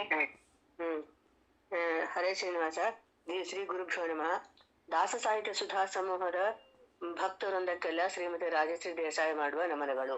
ಇಂದು ಶ್ರೀ ಮಹಿಪತಿ ದಾಸರ ಆರಾಧನೆ ನಿಮಿತ್ತವಾಗಿ ಅವರು ಏರ್ಪಡಿಸಿದ ಸ್ಪರ್ಧೆಯಲ್ಲಿ ಅರ್ಥಾನುಸಂಧಾನ ಸ್ಪರ್ಧೆಯಲ್ಲಿ ಭಾಗವಹಿಸಿ ನನ್ನ ಯಥಾಮತಿಯಾಗಿ ಅರ್ಥಾನುಸಂಧಾನ ಮಾಡಲು ಪ್ರಯತ್ನಿಸುತ್ತೇನೆ. ಇದಕ್ಕೆ ಹರಿವಾಯು ಗುರುಗಳ ಅನುಗ್ರಹ ಇರಬೇಕೆಂದು ಆಶಿಸುತ್ತೇನೆ. ಇದು ನನ್ನ ಮನೋ ಮತ್ತು ವಾಕ್ಶುದ್ಧಿಗಾಗಿ. ಇದು ಮಹಿಪತಿ ದಾಸರ ಕೃತಿ. ಜಯ ದೇವ ಜಯ ಬರ ಗುರುಮೂರ್ತಿ, ಜಯವೆಂದು ಬೆಳಗುವೆ ಮನದಾರ್ತಿ. ಜಯ ದೇವ ಜ್ಯೋತಿಗೆ ಸ್ವಜ್ಯೋತಿ ಘನ ಪರಂಜ್ಯೋತಿ, ನೇತಿ ಎಂಬುದು ನೋಡಲು ಘನಶ್ರುತಿ. ಸ್ಮೃತಿಗೆ ತಿಳಿಯನಿ ಅಪ್ರತಿ, ಅತಿ ಸೂಕ್ಷ್ಮ ನಿನ್ನರಿಯುವುದು ಸದ್ಗುರು ದಯಾ ಕೀರ್ತಿ. ಜಯ ದೇವ ರಾಜಶ್ರುತಿಗ ನಿನ್ನ ವಿಶ್ವದ ನಿಬೀಜ, ರಾಜ ತೇಜೋ ನಿಧಿ ಸಜ ಅಜಸುರ ವಂದ್ಯ ಸುಜನರಾತ್ಮದ ನಿಗೃಜ, ರಾಜ ಮಹಾರಾಜ ಸದ್ಗುರು ಸುಭೋಜ. ಜಯ ದೇವ ಮನೋನ್ಮಯದ ಮುಕುಟ ಸ್ವಾನುಭವಕ್ಕೆ ನೀಟ, ಜ್ಞಾನರಹಿತ ಕೂಟ ಘನ ದಯಾ ನೋಟ. ಅನುವಾಗಿ ದೋರಿತು ನೀಟಕ್ಕೆ ನಿಜ ನೀಟ ದೀನ ಮಹಿಪತಿ ಸ್ವಾಮಿ ನೀನೆ ಘನ ಪ್ರಕಟ ಜಯ ದೇವ ಜಯ ದೇವ ಜಯ ದೇವ ಜಯ ದೇವ ಜಯವರ ಗುರುಮೂರ್ತಿ ಜಯ ಜಯವೆಂದು ಬೆಳಗುವೆ ಮನದಾರ್ಸಿ ಜಯ ದೇವ ಜಯ ದೇವ. ಈ ಹಾಡಿನಲ್ಲಿ ಜಯ ದೇವ ಮತ್ತು ಜಯ ಎಂದರೆ ಇದು ಪರಮಾತ್ಮಂದು ಹೆಸರಾಗಿದೆ. ಅಂದ್ರೆ ವಿಷ್ಣು ಸಂಕರ್ಷಣ ಎಂದು ಜಯ ಅನ್ನುತ್ತಾರೆ. ಬ್ರಹ್ಮಸೂತ್ರದ ತಿಳಿಸಿರುವಂತೆ ಎಲ್ಲ ಶಬ್ದಗಳು ಪ್ರತಿಯೊಂದು ಅಕ್ಷರಗಳು ಪರಮಾತ್ಮನ್ನೇ ಸೂಚಿಸುತ್ತವೆ. ಪರಮಾತ್ಮನು ಯಾವಾಗಲೂ ಜಯಶಾಲಿಯೇ ಆಗಿದ್ದಾನೆ. ನಾವು ಅವನಿಗೆ ಜಯವಾಗಲಿ ಎಂದರೆ ನಮ್ಮ ಎಲ್ಲ ಸತ್ಕರ್ಮಗಳಲ್ಲಿ ಜಯ ಲಭಿಸುತ್ತದೆ. ಇಲ್ಲಿ ಜಯದೇವ ಎಂದು 2 ಸಲ ಮತ್ತು ಬೆಳಗುವೆ ಎಂದು 2 ಸಲ ಶಬ್ದಗಳನ್ನು ಯಾಕೆ ಹೇಳಿದ್ದಾರೆ ಎಂದರೆ, ಶಾಸ್ತ್ರದಲ್ಲಿ ಹೇಳಿರುವಂತೆ ಆದರಾತ್ ನಿರುಕ್ತಿ ಎಂಬಂತೆ ಜಯವರ ಗುರುಮೂರ್ತಿ ಇಲ್ಲಿ ದಾಸರು ಪರಮಾತ್ಮನನ್ನೇ ಗುರು ಎಂದು ತಿಳಿದು ಸ್ತುತಿಸುತ್ತಿದ್ದಾರೆ. ಗುರು ಎಂದರೆ ನಮ್ಮ ಅಜ್ಞಾನದ ಅಂಧಕಾರವನ್ನು ಕಳೆದು ಸುಜ್ಞಾನದೆಡೆಗೆ ಬೆಳಕಿನ ಎಡೆಗೆ ಒಯ್ಯುವ ಸಾರಥಿಯಾಗಿದ್ದಾರೆ. ಪರಮಾತ್ಮನು ಎಲ್ಲ ಗುರುಗಳಿಗೆ ಗುರುವಾಗಿದ್ದಾನೆ, ಶ್ರೇಷ್ಠನಾದ ಗುರುಮೂರ್ತಿಯಾಗಿದ್ದಾನೆ. ಜಯ ಜಯವೆಂದು ಬೆಳಗುವೆ ಮನದಾರ್ತಿ ಅಂದರೆ ಇಲ್ಲಿ ಮಾನಸ ಪೂಜೆಯ ಮಹತ್ವವನ್ನು ತಿಳಿಸುತ್ತಿದ್ದಾರೆ. ಈ ನಮ್ಮ ದೇಹ ಎಂಬ ಮನಸ್ಸಿನ ಇಂದ್ರಿಯವನ್ನು ಮತ್ತು ದಶೇಂದ್ರಿಯಗಳಿಂದ ಅಂದ್ರೆ ಏಕಾದಶೇಂದ್ರಿಯಗಳಿಂದ ಪರಮಾತ್ಮನಿಗೆ ಆತ್ಮನಿವೇದನೆ ಮಾಡಿಕೊಂಡು ಮಾನಸ ಆರತಿಯನ್ನು ಭಕ್ತಿಪೂರ್ವಕವಾಗಿ ಸಮರ್ಪಿಸಬೇಕು. ಜ್ಯೋತಿಗೆ ಸ್ವಜ್ಯೋತಿ ಘನ ಪರಂಜ್ಯೋತಿ. ಸ್ವಜ್ಯೋತಿ ಅಂದರೆ ಬಿಂಬರೂಪಿ ಪರಮಾತ್ಮ, ಜ್ಯೋತಿ ಅಂದರೆ ಜೀವ ಜ್ಯೋತಿ. ಬಿಂಬರೂಪನಾದ ಸ್ವಜ್ಯೋತಿಯಾಗಿರುವ ನಿನಗೆ ಜೀವ ಜ್ಯೋತಿಗಳೆಲ್ಲರೂ ಪ್ರತಿಬಿಂಬರು. ಇಂಥ ಪ್ರತಿಬಿಂಬರು ಸಾಧನೆ ಮಾಡಿಕೊಂಡು ಬಿಂಬಾಪರೋಕ್ಷ ಪಡೆದರೆ ನಿನ್ನ ಶ್ರೇಷ್ಠವಾದ ಪರಂಜ್ಯೋತಿ ಸ್ವರೂಪವನ್ನು ಕಾಣಲು ಸಾಧ್ಯವಾಗಬಹುದೇನೋ. ನೇತಿ ಎಂಬುದು ನೋಡಲು ಘನಶ್ರುತಿ. ನೇತಿ ಅಂದ್ರೆ ಇದೆಲ್ಲ ಏನಕ್ಕೋಪಿಷ್ಣದಲ್ಲಿ ಹೇಳಿರುವಂತೆ ಇದೆಲ್ಲ ಎಂದರೆ ನಾವು ಪರಮಾತ್ಮನನ್ನು ಶ್ರವಣದಿಂದ ಪೂರ್ತವಾಗಿ ತಿಳಿಯುತ್ತೇವೆ ಎಂದರೆ ಸಾಧ್ಯವಿಲ್ಲ. ಮಾತಿನಿಂದ ಸಂಪೂರ್ಣವಾಗಿ ತಿಳಿಯುತ್ತೇವೆ ಎಂದರೆ ಸಾಧ್ಯವಿಲ್ಲ. ಬ್ರಹ್ಮತತ್ವ ವರ್ಣನಾತೀತವಾಗಿದೆ. ಹಾಗೆ ನೋಡಿದ್ರೆ ಬ್ರಹ್ಮತತ್ವ ವೇದ ಪ್ರತಿಪಾದ್ಯವಾಗಿದೆ. ಶ್ರುತಿಗಳಿಗೆ ನೀ ಅಪ್ರತಿ ಅಂದ್ರೆ ಶ್ರುತಿಗಳು ಪರಮಾತ್ಮನನ್ನು ಹೊಗಳುತ್ತವೆ, ತಿಳಿಸುತ್ತವೆ. ಆದ್ರೆ ಅವುಗಳಿಂದಲೂ ಪರಮಾತ್ಮನ ಪೂರ್ಣವಾಗಿ ತಿಳಿಯಲು ಸಾಧ್ಯವಿಲ್ಲ. ಅವನು ಅಪ್ರತಿಮನಾಗಿದ್ದಾನೆ. ಅತಿ ಸೂಕ್ಷ್ಮ ನಿನ್ನರಿಯುವುದು ಸದ್ಗುರು ದಯಾಕೀರ್ತಿ. ನಿನ್ನನ್ನು ತಿಳಿಯುವುದು ಸುಲಭವಿಲ್ಲ, ಅತಿ ಸೂಕ್ಷ್ಮವಾಗಿದೆ. ನೀನು ವಿಲಕ್ಷಣನಾಗಿದ್ದೀಯಾ. ಸತ್ನಾಮಕ ಪ್ರಾಣದೇವರಿಂದ ವಂದಿತನಾದ ಪರಮಾತ್ಮನೇ, ನೀನು ದಯಾಸಾಗರನೆಂದು ಪ್ರಸಿದ್ಧನಾಗಿದ್ದೀಯಾ. ಕರುಣಾಶಾಲಿಯು ನೀನು. ಇಂಥ ಪರಮಾತ್ಮನಿಗೆ ಜಯಮಂಗಲ, ಶುಭಮಂಗಲ. ರಾಜಿಸುತ್ತಿಹ ನಿಜ ವಿಶ್ವದ ನಿಜ ನೀ ಬೀಜ. ರಾಜಿಸುತ್ತಿರುವ ಈ ಜಗತ್ತು ಸತ್ಯವಾಗಿದೆ. ಈ ವಿಶ್ವದ ಸೃಷ್ಟಿಗೆ ನೀನೇ ಮೂಲ. ಮಾಂಡವೋಪನಿಷತ್ತಿನಲ್ಲಿ ಹೇಳಿದಂತೆ ಭೂತಾನಾಂ ಯೋನಿಹಿ ಎಂದು ಪ್ರಸ್ತಾಪವಿದೆ. ಮತ್ತು ಭಾಗವತದಲ್ಲಿ ಪರಮಾತ್ಮನ ಅಷ್ಟಕರ್ತೃತ್ವವಾದ ಸೃಷ್ಟಿ, ಸ್ಥಿತಿ, ಲಯ, ನಿಯಮನ, ಜ್ಞಾನ, ಅಜ್ಞಾನ, ಬಂಧ, ಮೋಕ್ಷ ಇವುಗಳಿಗೆ ಕಾರಣನಾಗಿದ್ದಾನೆ. ಈ ಬ್ರಹ್ಮಾಂಡ ಸೃಷ್ಟಿಗೆ ನೀನೇ ಕಾರಣ. ಜೀವಿಗಳೆಲ್ಲದ ಸಾಧನೆಯಾಗಿ ಈ ಸೃಷ್ಟಿಯನ್ನು ಮಾಡುತ್ತೀಯ. ರಾಜ ತೇಜೋ ನಿಧಿ ಸಹಜ. ತೇಜ ಅಂದ್ರೆ ಅಗ್ನಿ ಅಂತ ತೇಜಃಪುಂಜನಾಗಿರುವೆ. ಎಲ್ಲವೂ ಸಹಜವೇ ಆದರೂ ನೀನು ಎಲ್ಲಕ್ಕಿಂತ ವಿಭಿನ್ನನಾಗಿದ್ದೀಯಾ, ಅಸಹಜನಾಗಿದ್ದೀಯಾ. ಅಜಸೂರ ವಂದ್ಯ ಸುಜನರಾತ್ಮಜ ನಿಗ್ರೂಜ. ಅಜ ಎಂದರೆ ಜನ್ಮರಹಿತನಾದ ಪರಮಾತ್ಮ ಎಂದು ಹೇಳಬಹುದು. ಅಜ ಎಂದರೆ ಬ್ರಹ್ಮಾದಿ ದೇವತೆಗಳಿಂದ ವಂದ್ಯನಾಗಿದ್ದೀಯಾ, ಸ್ತೋತ್ರ ಮಾಡಿಸಿಕೊಳ್ಳುತ್ತೀಯಾ. ಸುಜನರಾತ್ಮಜ ಅಂದ್ರೆ ಸಜ್ಜನರಾದ ವಸುದೇವ ದೇವಕಿಯರಲ್ಲಿ ಕೃಷ್ಣನೆಂಬ ನಾಮದಿಂದ ಅವತರಿಸಿ ದಶರಥ ಕೌಶಲ್ಯ ರಾಮನೆಂಬ ಮಗನಾಗಿ ಅವತರಿಸಿ ಅವ್ರನ್ನೆಲ್ಲ ಉದ್ಧಾರ ಮಾಡಿದೆ. ಹೀಗೆ ಅನೇಕ ಸಜ್ಜನರ ಉದ್ಧಾರಕ್ಕೆ ಕಾರಣನಾಗಿದ್ದೀಯಾ. ರಾಜ ಮಹಾರಾಜ ಸದ್ಗುರು ಸುಭೋಜ. ರಾಜಾಧಿರಾಜರಿಗೆಲ್ಲ ನೀನು ಮಹಾರಾಜನಾಗಿರುವೆ. ಸತ್ನಾಮಕ ಪ್ರಾಣನಾಮಕ ದೇವರಿಂದ ವಂದಿತನಾದ ಸದ್ಗುರುವೆ, ನೀನು ಸುಭೋಜನಾಗಿದ್ದೀಯಾ ಅಂದರೆ ಸಾಕ್ಷರಸವನ್ನು ಸ್ವೀಕರಿಸುವನಾಗಿದ್ದೀಯಾ. ನಿನ್ನ ಸುದೃಢವಾದ ಭಾವಗಳಿಂದ ಸಜ್ಜನರನ್ನು ರಕ್ಷಣೆ ಮಾಡುತ್ತೀಯಾ. ಇಂಥ ಪರಮಾತ್ಮನಿಗೆ ಮಂಗಲವಾಗಲಿ, ಶುಭಮಂಗಲವಾಗಲಿ. ಮನ್ಮನೋದರ ಮಗುಟ ಕಾನುಭವಕ್ಕೆ ನೀಟ. ಮನೋನ್ಮಯ ಅಂದರೆ ಚಂಚಲವಾದ ಮನಸ್ಸು. ಜೀವರೆಲ್ಲ ಚಂಚಲವಾದ ಮನಸ್ಸುಳ್ಳವರಾಗಿ ಆಗಿದ್ದಾರೆ. ನೀನು ಅವರ ಮನಸ್ಸನ್ನು ಸ್ಥಿರಗೊಳಿಸಿ ಶುದ್ಧಗೊಳಿಸಿ ನಿನ್ನ ಸುಂದರವಾದ ಪೀತಾಂಬರಧಾರಿಯಾದ ರಕ್ತಖಚಿತ ಕಿರೀಟಧಾರಿಯಾದ ನಿನ್ನ ಮನೋಹರವಾದ ರೂಪವನ್ನು ಅವರ ಸ್ವಾನುಭವಕ್ಕೆ ನಿಲುಕುವಂತೆ ಮಾಡು. ಜ್ಞಾನರಹಿತ ಕೂಟ ಘನದಯಾ ನೋಟ. ಜ್ಞಾನರಹಿತರಾದ ಅಜ್ಞಾನಿಗಳಿಂದ ಕೂಡಿದ ಈ ಜೀವಿಗಳ ಸಮೂಹಕ್ಕೆ ನಿನ್ನ ದಯಾಪೂರ್ಣ ನೋಟವೇ ಆಧಾರ. ಅಂದರೆ ನಿನ್ನ ಕರುಣಾಪೂರಿತ ನೋಟದಿಂದ ಅವರ ಅಜ್ಞಾನವೆಲ್ಲ ಪರಿಹಾರವಾಗಿ ನಿನ್ನ ಭಕ್ತಿಯನ್ನು ಮಾಡಲು ಸಿದ್ಧರಾಗುವರು. ಅನುವಾಗಿ ದೋರಿತು ನೀಟಕ್ಕೆ ನಿಜ ನೀಟ. ಇಂಥ ಮಂದ ಜನಕ್ಕೆ ನಿನ್ನ ದಯಾ ನೋಟವನ್ನು ಬೀರಿ ಅವರಿಗೆ ನಿನ್ನ ಸುಂದರವಾದ ರೂಪವನ್ನು ವೀಕ್ಷಿಸಲು ಅನುಕೂಲ ಮಾಡಿಕೊಡು. ಕೃಪೆದೋರು. ದೀನ ಮಹಿಪತಿ ಸ್ವಾಮಿ, ನೀನೇ ಘನ ಪ್ರಕಟ. ದೀನ ಜನರಿಗೆ, ಮೂಢ ಜನರಿಗೆ ಮಹಿಪತಿ ಸ್ವಾಮಿ ಜಗದೊಡೆಯನೇ, ನೀನೇ ಬಂಧು ಬಾಂಧವರಾಗಿ ಅವರ ಮನಸ್ಸಿನಲ್ಲಿ ನಿನ್ನ ಸುಂದರವಾದ ಮನೋಹರವಾದ ಸುಮೂರ್ತಿಯನ್ನು ನಿಲ್ಲಿಸಿ ಅವರಿಗೆ ಅನುಗ್ರಹ ಮಾಡು. ಅವರಿಗೆ ನಿನ್ನ ಬಿಂಬ ದರ್ಶನವಾಗಲಿ ಎಂದು ದಾಸರು ಅತ್ಯಂತ ವಿನೀತವಾಗಿ ಬೇಡಿಕೊಳ್ಳುತ್ತಿದ್ದಾರೆ. ಇಂತಹ ಶ್ರೀಮಂತ ಪ್ರಭುವಾಗಿರುವ ಜಗತ್ತಿಗೆ ಕಾರಣನಾಗಿರುವ ಪರಮಾತ್ಮನೇ ಶುಭಮಂಗಲ. ಪತ್ಯಂತರ್ಗತ ಶ್ರೀ ಭಾಗವತ ಮುಖ್ಯ ಪ್ರಾಣ ಶ್ರೀ ಕೃಷ್ಣಾರ್ಪಣವಸ್ತು ಮಧ್ವೇಶಾರ್ಪಣವಸ್ತು. ಇದು ನನ್ನ ಯಥಾಮತಿಗೆ ತಿಳಿದಷ್ಟು ಅರ್ಥಾನುಸಂಧಾನ ಮಾಡಿದ್ದೇನೆ. ಇದರ ಏನಾದ್ರೂ ತಪ್ಪಿದರೆ ಕ್ಷಮೆ ಇರಲಿ. ಯಥಾರ್ಥವಾಗಿದ್ರೆ ಅದು ಭಗವಂತನಿಗೆ ಅರ್ಪಿತ. ಹರೇ ಶ್ರೀನಿವಾಸ. ನಾಮಕರ್ತ ಹರಿಕರ್ತ. ರಾಜಶ್ರೀ ಮುತಾಲಿಕ್ ದೇಸಾಯಿ ಅವರಿಗೆ ಧನ್ಯವಾದಗಳು. ಶ್ರೀಮತಿ ಇಂದಿರಾ ಪುರೋಹಿತ್ ಅವರು ಇನ್ ಮುಂದ ನೀನ್ಯಾರೋ ನಿನ್ನ ಹೆಸರೇನೋ ಈ ಹಾಡಿಗೆ ಅರ್ಥಾನುಸಂಧಾನ ಮಾಡ್ತಾರೆ. ಶ್ರೀಮತಿ ಇಂದಿರಾ ಪುರೋಹಿತ್. ಹರೇ ಶ್ರೀನಿವಾಸ. ಎಲ್ಲ ಭಗವದ್ ಭಕ್ತರಿಗೂ ನನ್ನ ಹೃತ್ಪೂರ್ವಕ ನಮಸ್ಕಾರಗಳು. ದಾಸ ಸಾಹಿತ್ಯ ಸಂಸ್ಥೆ ತಂಡದವರು ಏರ್ಪಡಿಸಿರುವ ಈ ಮಹಿಪತದಾಸರ ಆರಾಧನೆ ನಿಮಿತ್ತ ಅವರದೇ ಒಂದು ಕೃತಿ, ಈಗ ಹಾಡನ್ನು ಹೇಳ್ತೇನೆ. ಇದರಲ್ಲಿ ಸ್ವಲ್ಪ ಪಾಠಾಂತರ ಶಬ್ದಗಳಿವೆ. ಮೂಲ ಪ್ರತಿಗಿಂತ ಆ ಪಾಠಾಂತರ ಶಬ್ದವನ್ನೇ ನಾನು ಬಾಯ್ಪಾಟ್ ಮಾಡಿದ್ದಕ್ಕೆ ಅದನ್ನೇ ಹೇಳ್ತೀನಿ.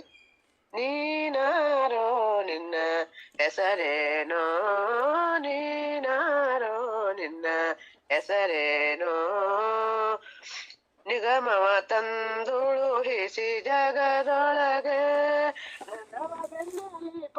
ತವ ನೀನಾರೋ, ಜಗವ ಕದ್ದು ಅಸುರನ ಕೊಂದು, ಜಗವ ಅಸುರನ ಕೊಂದು, ಕರಳ ಬಗೆದು ತರಳಗೊಲಿದವ ನೀನಾರೋ, ನೀನಾರೋ ನಿನ್ನ ಹೆಸರೇನೋ, ದಾರುಣಿಯ ಈರಡಿಯನೆ ಮಾಡಿ ಹಿರಿಯಳ ಸಿರ ಹರಿಗಡಿದವನಾರೋ,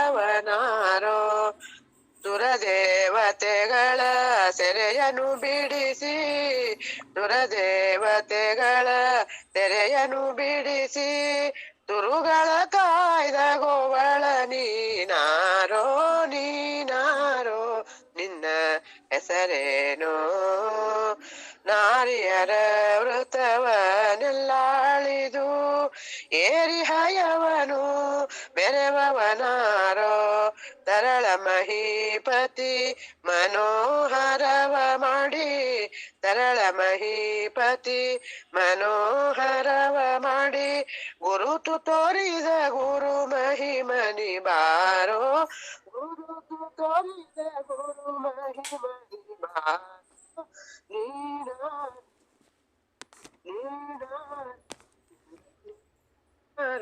ನಿನ್ನ ಹೆಸರೇನೋ. ಹರೇ ಶ್ರೀನಿವಾಸ. ಎಲ್ಲರಿಗೂ ನನ್ನ ಆತ್ಮೀಯ ಆಧಾರ ನಮಸ್ಕಾರಗಳು. ಮಹಿಪತಿದಾಸರು ಕಾಥವಟೆಯ ಮನೆತನದರಾದ ಮಹಿಪತಿದಾಸರು ಶ್ರೀ ಪುರಂದರದಾಸರು ಮತ್ತು ವಿಜಯದಾಸರ ಮಧ್ಯಘಟ್ಟದಲ್ಲಿ ಬಂದವರು. ಸುಮಾರು 14 ಅಂಕಿತಗಳಿಂದ ಕನ್ನಡ, ಉರ್ದು, ಪಾರ್ಸಿ ಮುಂತಾದ ವಿವಿಧ ಭಾಷೆಯಲ್ಲಿ 700ಕ್ಕೂ ಹೆಚ್ಚು ಕಥೆಗಳನ್ನು ರಚಿಸಿದ್ದಾರೆ.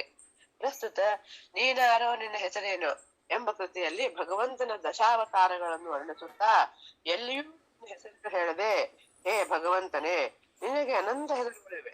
ಬ್ರಹ್ಮಸೂತ್ರದ ಪ್ರಥಮ ಅಧ್ಯಾಯವಾದ ಸಮನ್ವಯ ಅಧ್ಯಾಯದಲ್ಲಿ ಹೇಳಿದಂತೆ ಪ್ರತಿಯೊಂದು ಹೆಸರು ಮುಖ್ಯವಾಗಿ ನಿನಗೆ ಸಮನ್ವಯವಾಗುತ್ತವೆ, ಅಂದರೆ ನಿನ್ನನ್ನೇ ಹೇಳುತ್ತವೆ. ನಿನ್ನ ಹೆಸರುಗಳು ನಾವು ಬಳಸುವ ಹೆಸರುಗಳಂತೆ ಕೇವಲ ಸಾಂಕೇತಿಕವಲ್ಲ. ಪ್ರತಿಯೊಂದು ಹೆಸರು ನಿನ್ನ ವಿಭಿನ್ನ ವಿಶಿಷ್ಟ ವಿಶೇಷ ಗುಣಚಿಂತನೆಯನ್ನು ಮಾಡಿಸುತ್ತವೆ. ಅಂತಹ ಅಗಾಧ ಮಹಿಮೆ ಉಳ್ಳ ಭಗವಂತನೇ, ನಿನ್ನನ್ನು ನಾನೇನೆಂದು ಕರೆಯಲಿ? ನಿನ್ನ ಭಕ್ತರಾದರೂ ನಿನ್ನನ್ನು ಯಾವ ಹೆಸರಿನಿಂದ ಕರೆಯಬೇಕು, ನಿನ್ನನ್ನು ಹೇಗೆ ಉಪಾಸನೆ ಮಾಡಬೇಕು ಎಂದು ಸಖ್ಯ ಭಕ್ತಿ ಯುಗದಲ್ಲಿ ಭಗವಂತನನ್ನು ದಾಸರು ಕೇಳುತ್ತಾರೆ. ನೀನಾರೋ, ನಿನ್ನ ಹೆಸರೇನು ಎಂದು. ಈ ಕೃತಿಯ 3 ನುಡಿಯಲ್ಲಿಯೂ ದಶಾವತಾರಗಳ ಸಂಕ್ಷಿಪ್ತ ಪರಿಚಯ ಹೇಳುತ್ತಾ ಪ್ರತಿಯೊಂದು ಅವತಾರಗಳ ಲೀಲೆಯನ್ನು ಹೇಳುತ್ತಾ ಹೋಗುತ್ತಾರೆ. ಆದರೆ ಹೆಸರನ್ನು ಮಾತ್ರ ಹೇಳಿಲ್ಲ. ಮೊದಲನೇ ನುಡಿಯಲ್ಲಿ ಈ ರೀತಿ ಕೇಳುತ್ತಾರೆ ದಾಸರು: ಹೇ ಹರಿಯೇ, ನೀನು ವೇದವನ್ನು ಕದ್ದು ಹೈಗ್ರೀವಾಸುರನನ್ನು ಕೊಂದು ವೇದವನ್ನು ಸರಿಯಾದ ಅರ್ಥದಲ್ಲಿ ಬ್ರಹ್ಮದೇವರಿಗೂ ಉಪದೇಶ ಮಾಡಿದೆ ಮತ್ತು ಮತ್ಸ್ಯರೂಪದಿಂದ ವೈವಸ್ವತ ಮುನಿವಿಗೆ ವೇದಗಳನ್ನು ಉಪದೇಶ ಮಾಡಿದೆ. ಅಂತಹ ಮತ್ಸ್ಯನೆಂದು ಕರೆಯಲಾ? ಕ್ಷೀರ ಸಮುದ್ರವನ್ನು ಸುರಾಸುರರು ಅಮೃತಕ್ಕೋಸ್ಕರವಾಗಿ ಮಥನ ಮಾಡುವಾಗ ಮಂದರಗಿರಿಯನ್ನು ಬೆನ್ನೆಲೆ ಹೊತ್ತು ದೇವತೆಗಳಿಗೆ ಸಹಾಯ ಮಾಡಿದ ಕೂರ್ಮ ಎಂದು ಕರೆಯಲಾ? ಭೂಮಿಯನ್ನು ಕದ್ದು ರಸಾತಳದಲ್ಲಿ ಇಟ್ಟಿದ್ದ ಹಿರಣ್ಯಾಕ್ಷನನ್ನು ಕೊಂದು ಭೂಮಿಯನ್ನು ಉದ್ಧರಿಸಿದ ವರಾಹದೇವರನೆಂದು ನಿನ್ನನ್ನು ಕರೆಯಲಾ? ದುಷ್ಟ ಹಿರಣ್ಯಕಶಿಪುವಿನ ಕರಳ ಬಗೆದು ಅವನ ಮಗನಾದ ಭಕ್ತ ಪ್ರಹ್ಲಾದನ ಭಕ್ತಿಗೆ ಮೆಚ್ಚಿ ಕಂಬದಿಂದ ಬಂದ ನರಸಿಂಹದೇವನೆಂದು ನಿನ್ನನ್ನು ಕರೆಯಲು? ಹೇ ಅಪ್ರಮೇಯನಾದ ಭಗವಂತನೇ, ನಿನ್ನನ್ನು ನಾನು ಏನೆಂದು ಕರೆಯಲಿ ಎಂದು ಪ್ರಾರ್ಥಿಸುತ್ತಿದ್ದಾರೆ. ಇನ್ನು 2ನೇ ನುಡಿಯಲ್ಲಿ ನೀನು ಜಗತ್ಸ್ವಾಮಿಯಾಗಿದ್ದರೂ ಇಂದ್ರದೇವನ ಸ್ವರ್ಗಲೋಕವನ್ನು ಬಿಡಿಸಲಿಕ್ಕೋಸ್ಕರವಾಗಿ ಬಲಿಯನ್ನು ಯಾಚನೆ ಮಾಡಲು ವಾಮನನಾಗಿ ಅವತರಿಸಿದೆ. ಅಂತಹ ವಟು ವಾಮನನೆಂದು ನಿನ್ನನ್ನು ಕರೆಯಲು?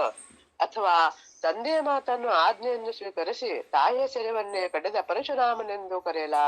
ಇನ್ನು ಅನೇಕ ಶ್ರೇಷ್ಠ ದೇವತೆಗಳು ದೈತ್ಯರ ಬಾಧಿಗೆ ಸಿಲುಕಿ ಅವರನ್ನು ಸೆರೆಯಲ್ಲಿ ಸಿಲುಕಿದಾಗ ಅವರ ಸೆರೆಯನ್ನು ಬಿಡಿಸಲು ಬಂದ ಶ್ರೀರಾಮಚಂದ್ರನೆಂದು ಸೆರೆಯನ್ನು ಬಿಡಿಸಲು ರಾಮಚಂದ್ರನೆಂದು ಅವತಾರ ಮಾಡಿದೆ ದೇವತೆಗಳಿಗೆ ಋಷಿಗಳಿಗೆ ಕಷ್ಟ ಬಿಡಿಸಿದೆಯಲ್ಲ, ಆ ಹೆಸರಿನಿಂದ ಅಂದರೆ ರಾಮಚಂದ್ರ ಎಂದು ನಿನ್ನನ್ನು ಕರೆಯಲ?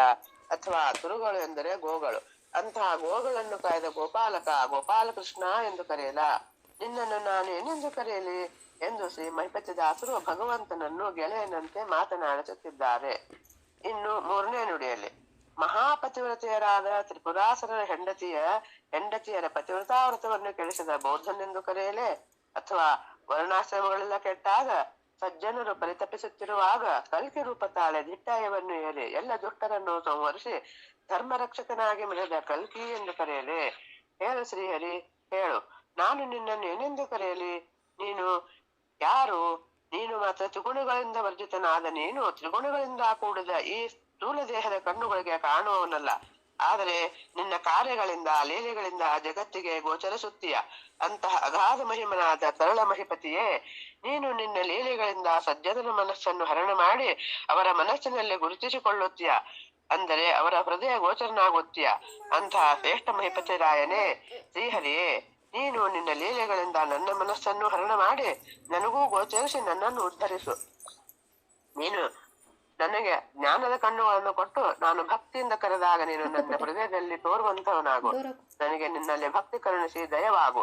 ಶ್ರೇಷ್ಠ ಮಹಿಮನಾದ ಶ್ರೀಹರಿಯೇ ಮಹಿಪತಿಯೇ, ನೀನು ನನ್ನ ಹೃದ್ಗೋಚರನಾಗಿ ಸದಾ ನಿನ್ನ ಧ್ಯಾನವನ್ನು ಮಾಡುವಂತೆ ಮಾಡು. ನನ್ನ ಮನಸ್ಸಿನಲ್ಲಿ ನೀ ಸದಾ ನಿನ್ನ ಗುರುತು ತೋರು ಎಂದು ಶ್ರೀ ಮಹಿಪತಿ ದಾಸರು ದೇವರನ್ನು ಪ್ರಾರ್ಥಿಸಿ ನಮಗೂ ಶ್ರೀಹರಿಯನ್ನು ಪ್ರಾರ್ಥಿಸುವ ಬಗೆಯನ್ನು ತೋರಿಸಿಕೊಟ್ಟಿದ್ದಾರೆ. ಈ ಅರ್ಥಾನುಸಂಧಾನದಲ್ಲಿ ಮಾಡುವಲ್ಲಿ ಏನಾದರೂ ದೋಷಗಳಿದ್ದರೆ ಅವು ನನ್ನ ಅಜ್ಞಾನದಿಂದ ಆದದ್ದು, ಏನಾದ್ರೂ ಒಳ್ಳೆಯದಿದ್ರೆ ಅದು ಶ್ರೀಹರಿ ನನ್ನಲ್ಲಿ ನಿಂತು ನುಡಿಸಿದ್ದೆಂದು ಹೇಳ್ತಾ ಮಹಿಪತಿ ದಾಸರಂತರ್ಗತ ಶ್ರೀ ಭಾರತೀಯ ಮುಖ್ಯ ಪ್ರಾಂತಗ ಶ್ರೀ ಕೃಷ್ಣಾರ್ಪಣ ಮತ್ತು ನಾಹಂ ಕರ್ತ ಹರಿಕರ್ತ ಶ್ರೀ ಕೃಷ್ಣಾರ್ಪಣ. ಶ್ರೀಮತಿ ಇಂದಿರಾ ಪುರೋಹಿತ್ ಅವರಿಗೆ ಧನ್ಯವಾದಗಳು. ಮುಂದಿನ ಸ್ಪರ್ಧಿ ಶ್ರೀಮತಿ ಲತಾ ಮನುಗೂಳಿ ಇವರು ನಂಬಬಾರದೆ ಮನವೇ ಎನ್ನುವ ಕೃತಿಯ ಅರ್ಥಾನುಸಂಧಾನ ಮಾಡ್ತಾರೆ. ಶ್ರೀಮತಿ ಲತಾ ಮನುಗೂಳಿ ಅವರು. ಹರೇ ಶ್ರೀನಿವಾಸ, ಎಲ್ಲರಿಗೂ ನಮಸ್ಕಾರಗಳು. ಶ್ರೀ ಮಹಿಪತಿರಾಯರ ಕೃತಿ ನಂಬಬಾರದೆ ಮನವೇ ನಂಬಬಾರದೆ. ನಂಬಬಾರದೆ ಮನವೇ ನಂಬಬಾರದೆ ಮನವೇ ನಂಬಬಾರದೆ, ನಂಬಿದವರ ಕಾವದೈವ ಅಂಬುಜಾಕ್ಷ ನೀತನೆಂದು. ನಂಬಬಾರದೆ ಮನವೇ ನಂಬಬಾರದೆ, ನಂಬಿದ ಪ್ರಹ್ಲಾದಗ ತಾಂ ಸ್ತಂಭದೊಳು ಮೂಡಿ ಬಂದು ಹಂಬಲಿಸಿದಲ್ಲ ಒದಗಿ ಇಂಬವಾದ ನೀತನೆಂದು. ನಂಬಬಾರದೆ ಮನವೇ ನಂಬಬಾರದೆ, ನಾಮ ನಂಬಬಾರದೆ ನೀ ಕಾಮಧೇನುವೆಂದು ಪೂರ್ಣ ನೇಮದಿಂದ ಸಲಹುತಿಯ ಸ್ವಾಮಿ ಸರ್ವೋತ್ತಮನೆಂದು. ನಂಬಬಾರದೆ ಮನವೇ ನಂಬಬಾರದೆ, ದೀನ ಮಹಿಪತಿ ಸ್ವಾಮಿ ಭಾನುಕೋಟಿ ತೇಜ ಪೂರ್ಣ ಮನದ ಅಪೇಕ್ಷೆ ಪೂರೈಸುವ ಘನ ಸುಖದಾಯಕನೆಂದು. ನಂಬಬಾರದೆ ಮನವೇ ನಂಬಬಾರದೆ ನಂಬಿದವರ ಕಾವ ದೈವ ಅಂಬುಜಾಕ್ಷ ನೀತನೆಂದು ನಂಬಬಾರದೆ ಮನವೇ ನಂಬಬಾರದೆ. ಈ ಪದ್ಯದಲ್ಲಿ ಪಕ್ವವಾಗದ ಜೀವಿಯ ಮನ ಹೇಗೆ ನಂಬಲಿ, ಯಾರನ್ನು ನಂಬಲಿ, ಏಕೆ ನಂಬಲಿ ಮುಂತಾದ ದ್ವಂದ್ವದಲ್ಲಿ ಸಿಲುಕಿ ಬೈದಾಡುತ್ತಿರುವ ಮನಕ್ಕೆ ನಿಶ್ಚಿತವಾದ ಒಂದು ನೆಲೆಯನ್ನು, ದಾರಿಯನ್ನು ತೋರಿಸುವ ಪ್ರಯತ್ನ ದಾಸರದಾಗಿದೆ ಅನಿಸುತ್ತದೆ. ಮಹಿಪತಿ ದಾಸರು ತಮ್ಮ ಮನದೊಂದಿಗೆ ರಜ ತಮ ಸತ್ವಾದಿ ತ್ರಿಗುಣಗಳಿಂದ ಆವೃತವಾದ ಎಲ್ಲ ಅನಾದಿ ಜೀವಿಗಳ ಚಂಚಲ ಮನಕ್ಕೆ ಹರಿ ಸರ್ವೋತ್ತಮನನ್ನು ನಂಬಿ ನಡೆಯುವ ದಿವ್ಯ ಸಂದೇಶ ಸಾರಿದ್ದಾರೆ. ಕೈಲಾಸವಾಸ ಗೌರೀಶ ಈಶ ತೈಲಧಾರೆಯಂತೆ ಮನಸ್ಸು ಕೊಡೋ ಹರಿಯಲ್ಲಿ ಎಂದು ಮನೋನಿಯಾಮಕ ಮನಸ್ಸಿನ ತತ್ವಾಭಿಮಾನಿ ದೇವತೆಯಾದ ರುದ್ರದೇವರಿಗೆ ಎಷ್ಟು ಪ್ರಾರ್ಥಿಸಿದರೂ ಮರ್ಕಟದಂತೆ ಅತ್ತಿತ್ತ ಓಲಾಡುವ ಚಂಚಲ ಮನಸ್ಸು ಒಂದೆಡೆ ಸ್ಥಿರವಾಗಿ ನಿಲ್ಲುವುದು ದುಸ್ತರವೇ.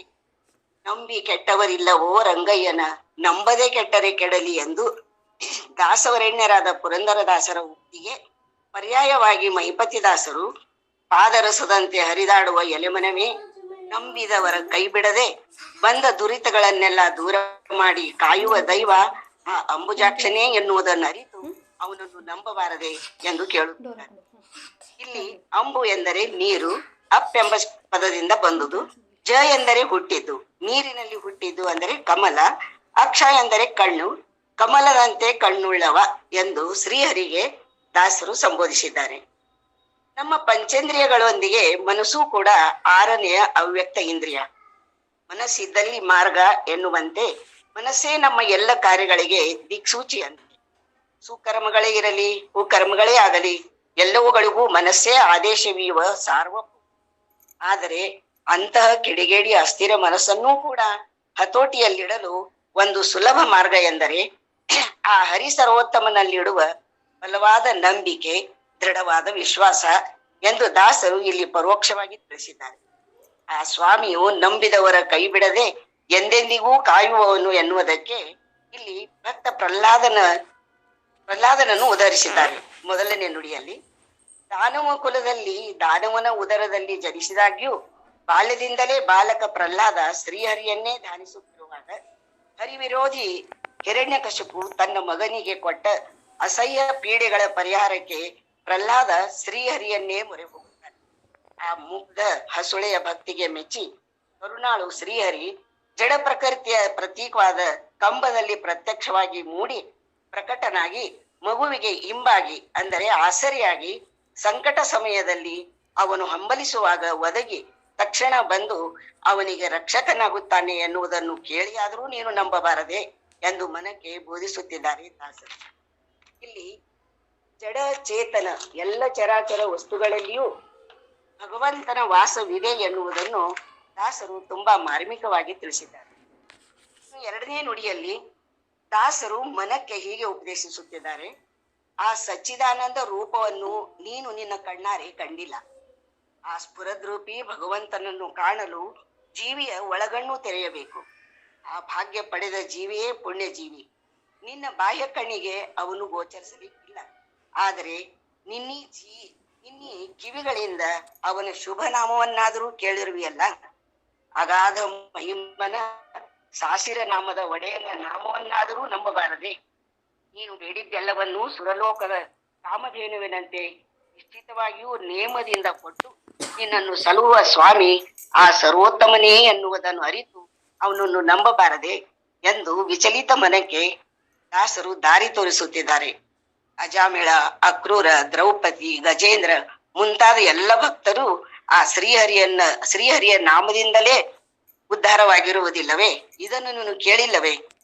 ಕಲಿಯುಗದಲ್ಲಿ ಹರಿನಾಮವ ನೆನೆದರೆ ಕುಲ ಕೋಟಿಗಳು ಉದ್ಧರಿಸುವವು ಎಂದು ಬರೀ ದಾಸರಷ್ಟೇ ಅಲ್ಲ, ಅಪೌರುಷೇಯ ವೇದಗಳೇ ಸಾರಿ ಸಾರಿ ಹೇಳುತ್ತಿರುವಾಗ ಅದನ್ನರಿತು ಅವನ ನಾಮವನ್ನು ನಂಬಿ ನೀ ಅಷ್ಟೇ ಅಲ್ಲ ನಿನ್ನ ಹಿಂದು ಮುಂದಿನ ಕೋಟ್ಯಾನುಕೋಟಿ ಕುಲಗಳೂ ಉದ್ಧಾರವಾಗುವು ಎಂದು ಹರಿನಾಮದ ಮಹಿಮೆಯನ್ನು ಕೊಂಡಾಡಿದ್ದಾರೆ ಈ ನುಡಿಯಲ್ಲಿ ದಾಸರು. ಇನ್ನು ಕೊನೆಯ ನುಡಿಯಲ್ಲಿ ಕೋಟಿ ಸೂರ್ಯರ ಕಾಂತಿ ಇದ್ದ ಅಂದರೆ ಕೋಟಿ ಸೂರ್ಯರಿಗಿಂತಲೂ ಹೆಚ್ಚೆಂದು ಹೇಳುವುದೇ ದಾಸರ ಅಭಿಪ್ರಾಯವಾಗಿದೆ. ಅದಕ್ಕೆ ಉದಾಹರಣೆ ಎಂದು ಕೋಟಿ ಸೂರ್ಯ ಎಂದು ತೆಗೆದುಕೊಂಡಿದ್ದಾರೆ. ಕೋಟಿ ಸೂರ್ಯ ಕಾಂತಿಯಿಂದ ಪ್ರಜ್ವಲಿಸುತ್ತಿರುವ ಆ ದಿವ್ಯ ಮೂರ್ತಿಯೇ ನಿನ್ನ ಇಷ್ಟಾರ್ಥಗಳೆಲ್ಲವನ್ನು ಪೂರ್ಣವಾಗಿ ಪೂರೈಸಿ ಧನ ಸುಖವನ್ನೀಯುವನು. ಅಂದರೆ ಯಾವುದಕ್ಕೂ ಸರಿಸಾಟಿಯಲ್ಲದ ಮಹತ್ ಸುಖ, ಅಂದರೆ ಕೊನೆಯ ಸುಖ ಮೋಕ್ಷವೇ ಅಲ್ಲವೇ? ಆ ಸುಖವನ್ನು ಕೊಡುವವ ಆ ಮಹಿಪತಿ ಸ್ವಾಮಿ ಎನ್ನುವುದನ್ನು ಕಿಂಚಿತ್ತೂ ಸಂಶಯ ತಾಳದೆ ಅರಿತುಕೊಂಡು ಅವನನ್ನು ನಂಬಬಾರದೆ. ಅವನ ಹೊರತು ನಿನಗ ಅನ್ಯರಿಲ್ಲ ಎಂದು ಅತ್ಯಂತ ದೀನರಾಗಿ ಆರ್ತರಾಗಿ ಮನಕ್ಕೆ ವಿನಂತಿಸಿಕೊಳ್ಳುತ್ತಿದ್ದಾರೇನೋ ಎನ್ನುವಂತೆ ಇಲ್ಲಿಯ ಭಾವ. ಸಂಸಾರ ಸಾಗರದಲ್ಲಿ ಷಡ್ರಿಪುಗಳೆಂಬ ಸುಳಿಯೊಳಗೆ ಸಿಲುಕಿ ಮುಳುಗುತ್ತಿರುವವನಿಗೆ ತನ್ನ ಕೈ ಕೊಟ್ಟು ಮೇಲೆತ್ತಿ ದಡ ಮುಟ್ಟಿಸುವವ ಅವನೇ ಎಂದು ನಂಬಬಾರದೆ. ವಿಷಯ ಸುಖವೆಂಬ ಬೆಂಕಿಯಲ್ಲಿ ಬಿದ್ದು ಬೆಂದ ನೊಂದ ನಿನಗೆ ಅವನ ನಾಮವೆಂಬುದೇ ಒಂದು ತಣ್ಣೀರಿನ ಚಿಲುಮೆ ಇದ್ದಂತೆ. ಅವನ ಮಹಿಮೆಯನ್ನರಿಯದೆ ಅಜ್ಞಾನ ಅಂಧಕಾರದಲ್ಲಿ ಕುರುಡನಾದ ನಿನಗೆ ಆ ದಿವ್ಯ ಕಾಂತಿಯ ಭಗವಂತನೇ ಬೆಳಕು ಚೆಲ್ಲಿ ದಾರಿ ತೋರುವ ಕೈ ದೀವಿಗೆ. ಇನ್ನಾದರೂ ಅವನ ಮಹಿಮೆಯನ್ನರಿತು ಅವನನ್ನು ನಂಬಿ ನಡೆ ಎಂದು ಆಜ್ಞಾಪಿಸುತ್ತಾರೆ ದಾಸರು.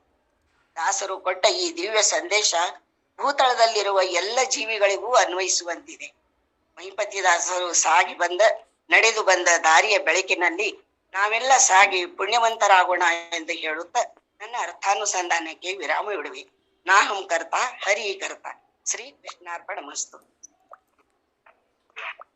ಶ್ರೀಮತಿ ಲತಾ ಮನುಗುಳಿ ಅವರಿಗೆ ಧನ್ಯವಾದಗಳು. ಹರಿಯ ನರಿಯದ ಜನುಮ ಧರೆಯೊಳಗೆ ಅಧಮಾಧುಮ ಈ ಕೃತಿಯ ಅರ್ಥಾನುಸಂಧಾನವನ್ನ ಶ್ರೀಮತಿ ಸುಧಾ ಚಿಮ್ಮಲ್ಗಿಯವರು ಮಾಡ್ತಾರೆ. ಸುಧಾ ಚಿಮ್ಮಲ್ಗಿಯವರು ಈಗ ಹರಿಯ ನರಿಯದ ಜನುಮ ಧರೆಯೊಳಗೆ ಅಧಮಾಧಮ ಈ ಕೃತಿಯ ಅರ್ಥಾನುಸಂಧಾನ ಮಾಡ್ತಾರೆ. ಹರೇ ಶ್ರೀನಿವಾಸ. ಹರಿಯ ನರಿಯದ ಜನುಮ ಧರೆಯೊಳಗ ಅಧಮಾಧಮ, ಹರಿಯ ನೆನೆಯದ ನರನು ಪಾಮರನು, ಹರಿಗೆ ನಮಿಸದ ಸಿರವು ತೋರುವ ಬೆಚ್ಚಿನ ತೆರವು, ಹರಿಗೆ ವಂದಿಸದ ಹಣೆಯು ಹುಳುಕುಮಣಿಯು, ಹರಿಗೆ ಮುಗಿಯದ ಕೈಯು ಮುರುಕು ಕೀಲಿ ಕೈಯು, ಹರಿಯ ಕೊಂಡಾಡದ ನಾಲಿಗೆ ಒಡಕ ಸೊಲಿಗೆಯು, ಹರಿಯ ಸ್ತುತಿಸದ ಮುಖವು ಚೀರುವ ಚಿಮ್ಮಡಿಯ ಮುಖವು, ಹರಿಕತೆ ಕೇಳದ ಕಿವಿಯು ಹಾಳುಗವಿಯು, ಹರಿಯ ನೋಡದ ಕಣ್ಣು ತೋರುವ ನವಿಲ್ಗರಿಗಣ್ಣು, ಹರಿಯ ಆರಾಧಿಸದ ಮನವು ಹೀನತನವು, ಹರಿಯ ಸೇವೆಗೆ ಒದಗದ ಕಾಲು ಮುರುಕು ಹೊರಸಿನ ಕಾಲು, ಹರಿಗೆ ಮಾಡದ ಭಕ್ತಿ ಮೂಢ ಭಕ್ತಿ, ಹರಿಯೇ ಗುರುವೆಂದು ಗುರುವೇ ಪರದೈವವೆಂದು ಸಲೆಮೊರೆ ಒಕ್ಕಿಹ ಮೂಢ ಮಹಿಪತಿಯು. ಹರೇ ಶ್ರೀನಿವಾಸ. ಈಗ ಅರ್ಥಾನುವಾದವನ್ನು ಮಾಡುವೆ.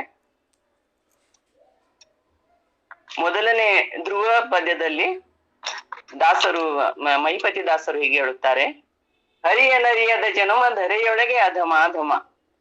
ಶ್ರೀಹರಿಯನ್ನು, ಪರಮಾತ್ಮನನ್ನು, ಅವನ ಮಹಿಮೆಗಳನ್ನು ಅರಿಯದ ಮನುಷ್ಯ ಅವನ ಜನುಮ ವ್ಯರ್ಥವೆಂದು ಮಹಿಪತಿ ದಾಸರು ಈ ಪದ್ಯದ ಮೊದಲ ಸಾಲಿನಿಂದ ಶುರು ಮಾಡುತ್ತಾರೆ. ಹರಿಯ ಮಹಾತ್ಮೆಯನ್ನು ಅರಿಯದೆ ಬರೀ ಲೌಕಿಕ ವಿಷಯಗಳಲ್ಲಿ ಆಸಕ್ತನಾಗಿ ದೇವರು ಕೊಟ್ಟ ಇಂದ್ರಿಯಗಳಿಂದ ಭಗವಂತನನ್ನು ನೆನೆಯದವ ಅಧಮ ನೀಚ ಬುದ್ಧಿಯವನು ಎನ್ನುತ್ತಾರೆ ದಾಸರು. ಹರಿಯ ನೆನೆಯದ ನರನು ಪಾಮರನು. ಶ್ರೀಹರಿಯನ್ನು ನೆನೆಯದ ಮನುಷ್ಯ ದೇವರು ನೀಡಿದ ಇಂದ್ರಿಯಗಳ ಯಥಾರ್ಥ ತಿಳಿಯದವ ಅಜ್ಞಾನಿ ಪಾಮರ ಎಂದು ಈ ಪದ್ಯದ ಪಲ್ಲವಿಯಲ್ಲಿ ಹೇಳುತ್ತಾರೆ ಮಹಿಪತಿ ದಾಸರು. ಮೊದಲನೇ ನುಡಿ: ಹರಿಗೆ ನಮಿಸದ ಸಿರವು ತೋರುವ ಬೆಚ್ಚಿನ ತೆರವು. ಪರಮಾತ್ಮನಿಗೆ, ಶ್ರೀಹರಿಗೆ ನಮಿಸುವುದು ವಾಡಿಕೆ, ಸಿರಬಾಗಿ ನಮಿಸುವುದು ವಾಡಿಕೆ. ಆದರೆ ಹರಿಗೆ ನಮಸ್ಕರಿಸದ ಸಿರವು ಹೊಲದಲ್ಲಿ ರೈತನು ನಿಲ್ಲಿಸದ ಬೆದರು ಗೊಂಬೆಯ ಸಿರದಂತೆ ಎಂದು ಹೇಳುತ್ತಾರೆ ಮಹಿಪತಿ ದಾಸರು. ಅಂದರೆ ನಿರ್ಜೀವ ಶಿರ ಯಾವುದೇ ಅಲೌಕಿಕ ವಿಚಾರವನ್ನು ಮಾಡಲಾರದ್ದು, ದೇವರಿಗೂ ಹಿರಿಯರಿಗೂ ತಲೆಬಾಗಲಾರದ್ದು. ದೇವರಿಗೂ ಹಿರಿಯರಿಗೂ ಬಾಗಲಾರದ ಸಿರವು ಸೆಟೆದು ನಿಂತು ಅಂಜಿಕೆ ತೋರಿಸುವ ಈ ಬೆದರುಗೊಂಬೆಯ ತರ ಎಂದು ದಾಸರು ಇಲ್ಲಿ ವರ್ಣಿಸುತ್ತಾರೆ. ಹರಿಗೆ ಮುಗಿಯದ ಕೈಯು ಮುರುಕು ಕೀಲಿ ಕೈಯು. ದೇವರಿಗೆ ಹಿರಿಯರಿಗೆ ನೆಲಕ್ಕೆ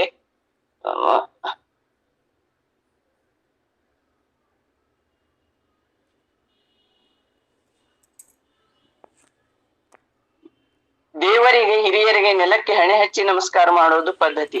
ಅಂತೆಯೇ ದಾಸರು ಇಲ್ಲಿ ಗೆದ್ದಲು ಹತ್ತಿ ಹುಳುಕಾದ ಕಟ್ಟಿಗೆ ಮಣಿಯ ದೃಷ್ಟಾಂತವನ್ನು ಕೊಡುತ್ತಾರೆ. ಅಂತ ಹುಳು ಹತ್ತಿದ ಮಣಿಯ ಮೇಲೆ ಕುಳಿತರೆ ಮಣಿ ಮುರಿದು ಹೋಗುತ್ತದೆ.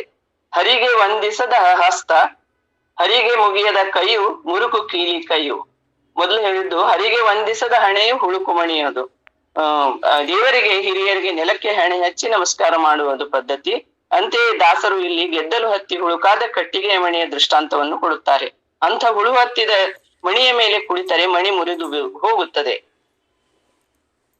ಹರಿಗೆ ಮುಗಿಯದ ಕೈಯು ಮುರುಕು ಕೀಲಿ ಕೈಯು. ಶ್ರೀಹರಿಗೆ ವಂದಿಸದ ಹಸ್ತವೆಂದರೆ ಮುರಿದು ಹೋದ ಕೀಲಿ ಕೈ ಅನ್ನುತ್ತಾರೆ ದಾಸರು. ಅಂಥ ಕೀಲಿ ಕೈಯಿಂದ ಕೀಲಿ ತೆಗೆಯಲು ಬರುವುದಿಲ್ಲ. ಭಕ್ತಿಯ ಪ್ರಕಾರದಲ್ಲಿ ಹಸ್ತವ ಮುಗಿದು ದೇವರಿಗೆ ವಂದಿಸುವುದು ಒಂದು ಪ್ರಕಾರ. ಕೈ ಮುಗಿಯದಿದ್ದರೆ, ಶ್ರೀಹರಿಗೆ ಕೈ ಮುಗಿಯದಿದ್ದರೆ ಆ ಹಸ್ತಗಳನ್ನು ದೇವರು ಕೊಟ್ಟ ಇಂದ್ರಿಯಗಳು ಅವು ವ್ಯರ್ಥವಾಗುತ್ತವೆ.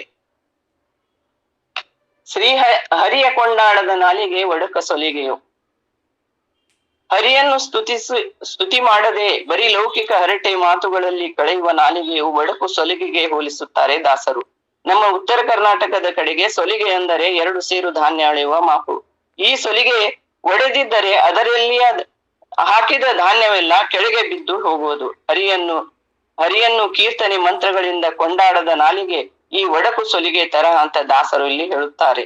ದಾಸನ ಮಾಡಿಕೋ ಎನ್ನ ಸಾಸಿರ ನಾಮದ ವೆಂಕಟರಮಣ, ಎಂದು ಕಾಂಬೆನೋ ಎನ್ನ ಸಲಹುವ ತಂದೆ ಉಡುಪಿಯ ಜಾಣಗಣ, ಎಂದಿಗಾಗುವುದೋ ನಿನ್ನ ದರ್ಶನ.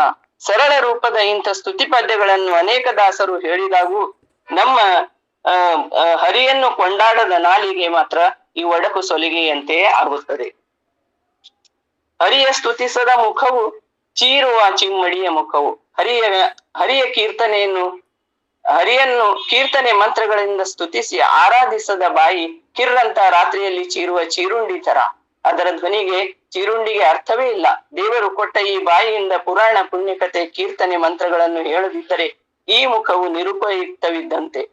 ಏನ್ ಸವಿ ಹರಿನಾಮ ನಾರಾಯಣ ನಿನ್ನ ನಾಮದ ಸ್ಮರಣೆಯು ನಾಮಾಮೃತ ನಮ್ಮ ಬಾಯಿಗೆ ಬರಲಿ ಎಂದು ದಾಸರು ಸರಳವಾಗಿ ಹರಿಯನ್ನು ಸ್ತುತಿಸುವಂತ ಕೀರ್ತನೆಗಳನ್ನು ಹೇಳಿದ್ದಾರೆ. ಹರಿಯ ಕತೆ ಕೇಳದ ಕಿವಿಯು ಹಾಳು ಗವಿಯು. ಶ್ರೀಕೃಷ್ಣನ ಕತೆ ಪುರಾಣ, ಭಾಗವತ ಪುರಾಣ, ಭಕ್ತಿಪರ ಹಾಡುಗಳನ್ನು ಶ್ರವಣೇಂದ್ರಿಯದಿಂದ ಕೇಳಿ ಜನ್ಮ ಸಾರ್ಥಕ ಮಾಡಿಕೊಳ್ಳಬೇಕು. ಅದು ಬಿಟ್ಟು ಬರೀ ಸಿನಿಮಾ ನಾಟಕದ ಹಾಡು ಅದೇ ಹರಟೆಯಲ್ಲಿ ಕಳೆದರೆ ಅಂಥ ಕಿವಿಯ ಗವಿಯೂ ಇದ್ದಂತೆ ಎಂದು ದಾಸರು ಹೇಳುತ್ತಾರೆ. ಕ್ರೂರ ಪ್ರಾಣಿಗಳು ವಾಸಿಸುವ ಕತ್ತಲು ದುರ್ಗಂಧದಿಂದ ಕೂಡಿದ ಗವಿಯ ಉದಾಹರಣೆಯನ್ನು ದಾಸರು ಇಲ್ಲಿ ಕೊಡುತ್ತಾರೆ. ಹರಿಯ ನೋಡದ ಕಣ್ಣು ತೋರುವ ನವಿಲ್ಗರಿಗಣ್ಣು. ಹರಿಯನ್ನು ನೋಡದ ಕಣ್ಣು ಮೈತುಂಬ ಇರುವ ನವಿಲ್ಗರೆಯನ್ನಿಗೆ ಹೋಲಿಸುತ್ತಾರೆ. ಹರಿಯ ಮೂರ್ತಿಯನ್ನು ನೋಡದವರು ನವಿಲ್ಗರಿಯ ಕಣ್ಣುಗಳನ್ನು ನೋಡಿದರೂ ಏನೂ ಅರ್ಥವಿಲ್ಲ. ನವಿಲ್ಗರೆಯ ಕಣ್ಣುಗಳು ಬೇರೊಬ್ಬರು ನೋಡಲು ಚಂದ, ಆದರೆ ಆ ಕಣ್ಣುಗಳಿಂದ ಏನೂ ಕಾಣದು. ಅಂಥ ದೃಷ್ಟಿಹೀನ ಕಣ್ಣುಗಳಿಂದ ಏನೂ ಲಾಭವಿಲ್ಲ. ದೇವರು ಕೊಟ್ಟ ಈ ಕಣ್ಣುಗಳಿಂದ ಅನೇಕ ದೇವಸ್ಥಾನದ ದೇವರ ಮೂರ್ತಿಗಳನ್ನು ನೋಡಿ ಭಕ್ತಿಯಿಂದ ಧನ್ಯರಾಗಬೇಕೆಂದು ಇಲ್ಲಿ ನವಿಲ್ಗರೆಯ ದೃಷ್ಟಾಂತವನ್ನು ದಾಸರು ಕೊಡುತ್ತಾರೆ. ಇಲ್ಲಿ ನಾವು ಕಂಗಳಿದ್ಯಾತಕೋ ಕಾವೇರಿ ರಂಗನ್ನ ನೋಡದ ಎಂಬ ದಾಸರ ಪದ್ಯವನ್ನು ಇಲ್ಲಿ ನಾನು ಅರ್ಥೈಸಿಕೊಳ್ಳಬಹುದು. ಹರಿಯ ಆರಾಧಿಸದ ಮನವು ಹೀನತನವು. ಇಂಥ ಹರಿಯ ಮೂರ್ತಿ ಮಹಿಮೆಗಳನ್ನು ನೋಡಿ ಕೇಳಿ ದೇವರನ್ನು ಆರಾಧಿಸುವ ಮನಸ್ಸು ಇರದಿದ್ದರೆ ಅಂಥ ಹೀನ ಮನಸ್ಸು ಯಾತಕ್ಕೂ ಬಾರದು. ಬರೀ ಲೌಕಿಕ ವಿಚಾರ ಹರಿಷಡ್ವರ್ಗಗಳ ಅಧೀನ ಆಗಿ ಮನಸ್ಸು ಚಂಚಲವಾಗುತ್ತದೆ. ಮನೋನಿಗ್ರಹದಿಂದ ಧ್ಯಾನ ಧಾರಣೆಯತ್ತ ಮನಸ್ಸನ್ನು ಎಳೆತಂದು ದೇವರ ಆರಾಧನೆ ಮಾಡಬೇಕು. ಸದಾ ಎನ್ನ ಹೃದಯದಲ್ಲಿ ವಾಸ ಮಾಡೋ ಶ್ರೀಹರಿ.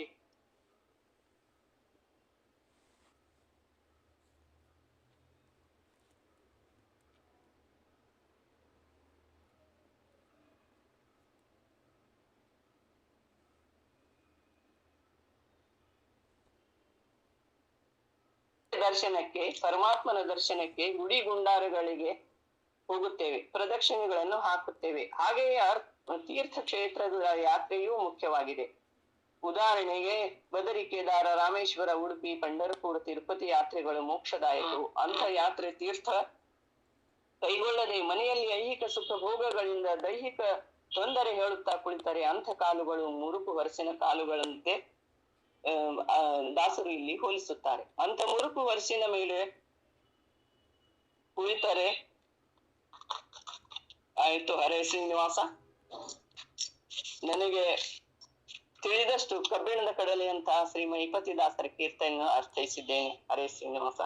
ಈ ಮುಖ್ಯ ಪ್ರಾಣ ಅಂತರ್ಗತ ಶ್ರೀಕೃಷ್ಣ ಅರ್ಪಣಮಸ್ತು. ಹರೇ ಶ್ರೀನಿವಾಸ.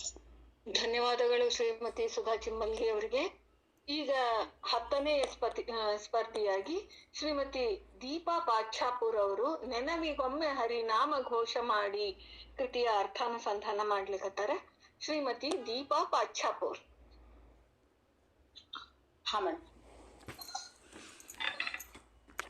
दासमार्गं मनस्तुतं सर्वं तत्याजयो गुरुः सोमे भूयात् सुविद्यायै महीपत्याभिदो प्रभु जगद्गुरुं कृपा सिन्धुं शरणागत वत्सलं भक्तमानस संचारं महीपते नमाम्यहं. हरे श्रीनिवास.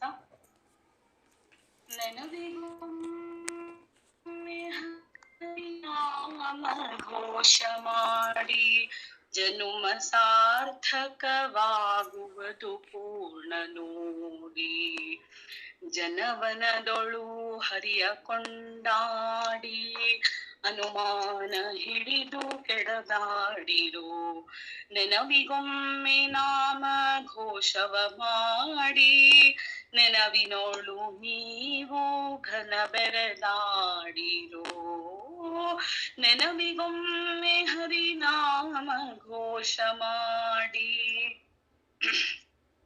ಹರಿಯ ನಾಮ ನೆನೆವು ತಿಕ್ಕಿ ಚಪ್ಪಾಳಿ ದೂರ ಮಾಡಿ ಮನದ ಚಿಂತೆ ಮುಮ್ಮಳಿ ಸಾರಿ ದೂರುತ್ತಿದೆ ವೇದ ಪೂರ್ಣ ಕೇಳಿ ಅರಿತು ಹರಿಯ ನಾಮ ನೀವು ಬಲಗೊಳ್ಳಿರೋ ನೆನವಿಗೊಮ್ಮೆ ಹರಿನಾಮ ಘೋಷ ಮಾಡಿ ಹರಿನಾಮ ಕಾಗ ಬ್ಯಾಡಿ ವಿಮುಖ ಅರಿತು ಮಾಡಿಕೊಳ್ಳಿ ಪ್ರಾಣ ಪದಕ ತರಳ ಮಹಿಪತಿಯ ತಾರಕ ತೋರುತ್ತಿಹುದು ಬ್ರಹ್ಮ ಸುಖವೋ ನೆನವಿಗೊಮ್ಮೆ ಹರಿನಾಮ ಘೋಷ ಮಾಡಿ ಜನುಮ ಸಾರ್ಥಕವಾಗುವುದು ಪೂರ್ಣ ನೋಡಿ. ಹರೇ ಶ್ರೀನಿವಾಸ. ನಾನು ದೀಪಾ ಪಾಶಾಪುರ್. ಕಾಕಂಡಿಯಲ್ಲಿ ವೃಂದಾವನಸ್ಥರಾಗಿರುವ ಶ್ರೀ ಮಹಿಪತಿ ದಾಸರ ಒಂದು ಪದ್ಯದ ಬಗ್ಗೆ ನನ್ನ ಮತಿಗೆ ತಪ್ಪುದಾಗಿ ಅರ್ಥಾನುಸಂಧಾನ ಮಾಡುವೆ. ತಪ್ಪಿದಲ್ಲಿ ಕ್ಷಮೆ ಇರಲಿ. ನಾನು ಆಯ್ಕೆ ಮಾಡಿಕೊಂಡಿರುವ ಈ ಪದ್ಯದಲ್ಲಿ ತರಳ ಮಹಿಪತಿ ದಾಸರು ಶ್ರೀಹರಿಯನ್ನು ಕಾಣಲು ಮಾಡಲು ಬೇಕಾದ ಕೆಲಸಗಳು, ಅವನನ್ನು ಕೊಂಡಾಡುವುದು ಹೇಗೆ ಅಂತೆಯೂ, ತಾವು ಬ್ರಹ್ಮ ಸುಖದಲ್ಲಿ ಹರಿಯನ್ನು ಹೇಗೆ ಕಂಡಾಗ ಅವರಿಗಾದ ಅನುಭವದ ಸಾರವನ್ನು ಈ ಪದ್ಯದಲ್ಲಿ ನಮಗೆಲ್ಲ ಹೇಳಿದ್ದಾರೆ. ಪಲ್ಲವಿಯಲ್ಲಿ ಜನವನದೊಳು ಅಂದರೆ ನಮ್ಮ ನಿತ್ಯ ಜೀವನದಲ್ಲಿ ಜನರ ಮಧ್ಯೆ ಆಧ್ಯಾತ್ಮವಲ್ಲದ ಲೌಕಿಕ ವಿಷಯಗಳನ್ನು ಚರ್ಚಿಸದೆ, ಹಾಳು ಹರಟೆ ಮಾಡದೆ, ಚಪಲೇಂದ್ರಿಯದಲ್ಲಿ ಬೀಳದೆ ದಿನವನ್ನು ಅರ್ಥ ಮಾಡಬೇಡಿರಿ ಎಂದಿದ್ದಾರೆ. ಅದರ ಬದಲಾಗಿ ಶ್ರೀಹರಿಯ ನಾಮಸ್ಮರಣೆ ಮಾಡಿರಿ ಎಂದಿದ್ದಾರೆ. ಆ ಶ್ರೀಹರಿಯನ್ನು ಎಷ್ಟು ಕೊಂಡಾಡಿದರೂ ಕಡಿಮೆಯೇ. ಆದ್ದರಿಂದ ಅನುಮಾನ ಪಡದೆ ಅದರ ಬದಲಾಗಿ 4 ಜನರ ಮಧ್ಯೆ ಹರಿನಾಮ ಸ್ಮರಣೆಯ ಬಗ್ಗೆ ಮಾತಾಡಿರಿ, ಚಿಂತನೆಗಳ ಬೀಜ ಬಿತ್ತಿ ಅದನ್ನು ತಿಳಿಸಿ ಎಂದಿದ್ದಾರೆ. ನೆನವಿಗೊಮ್ಮೆ ಅಂದರೆ ಉಸಿರಾಟ ಮಾಡುವಾಗ ಉಸಿರು ಹೇಗೆ ಮೇಲಿಂದ ಕೆಳಗೆ ಚಲಿಸಿ ವಾಯುದೇವರ ಅನುಗ್ರಹವಾಗಿ ಕ್ಷಣ ಬಿಡದೆ ಉಸಿರಾಟ ಮಾಡುವೆವೋ, ಹಂಸನಾಮಕ ಪರಮಾತ್ಮನು ಪರಮ ಶ್ರೇಷ್ಠ ದಾಸನಾದ ಪ್ರಾಣದೇವರು ದಿನದಲ್ಲಿ 1 ಸಲವಾದರೂ ಬೇಸರಿಸದೆ ಬದುಕಲು ಪ್ರಾಣ ನೀಡುತ್ತಾರೆ. ಅವರು ಬೇಸರಿಸಿದ್ರೆ ನಮ್ಮ ಪ್ರಾಣವೇ ಹೋಗುವುದು. ಹಾಗೆ ನೆನವಿನೊಳು ಅಂದರೆ ಉಸಿರಾಟದಲ್ಲಿಯೇ ಬೆರೆತು ಹೋಗುವ ಹಾಗೆ ಆ ಉಸಿರನ್ನು, ಜೀವವನ್ನು ಆ ಶ್ರೀಹರಿಯ ನಾಮದ ಘೋಷಣೆ ಸ್ಮರಣೆಗಾಗಿ ಬೆರೆತು ಹೋಗುವಂತೆ ನೋಡಿರು ಎಂದು ಹೇಳಿದ್ದಾರೆ. 2ನೇ ನುಡಿಯಲ್ಲಿ ಹರಿನಾಮವ ತಿಕ್ಕಿ ಚಪ್ಪಾಳೆ.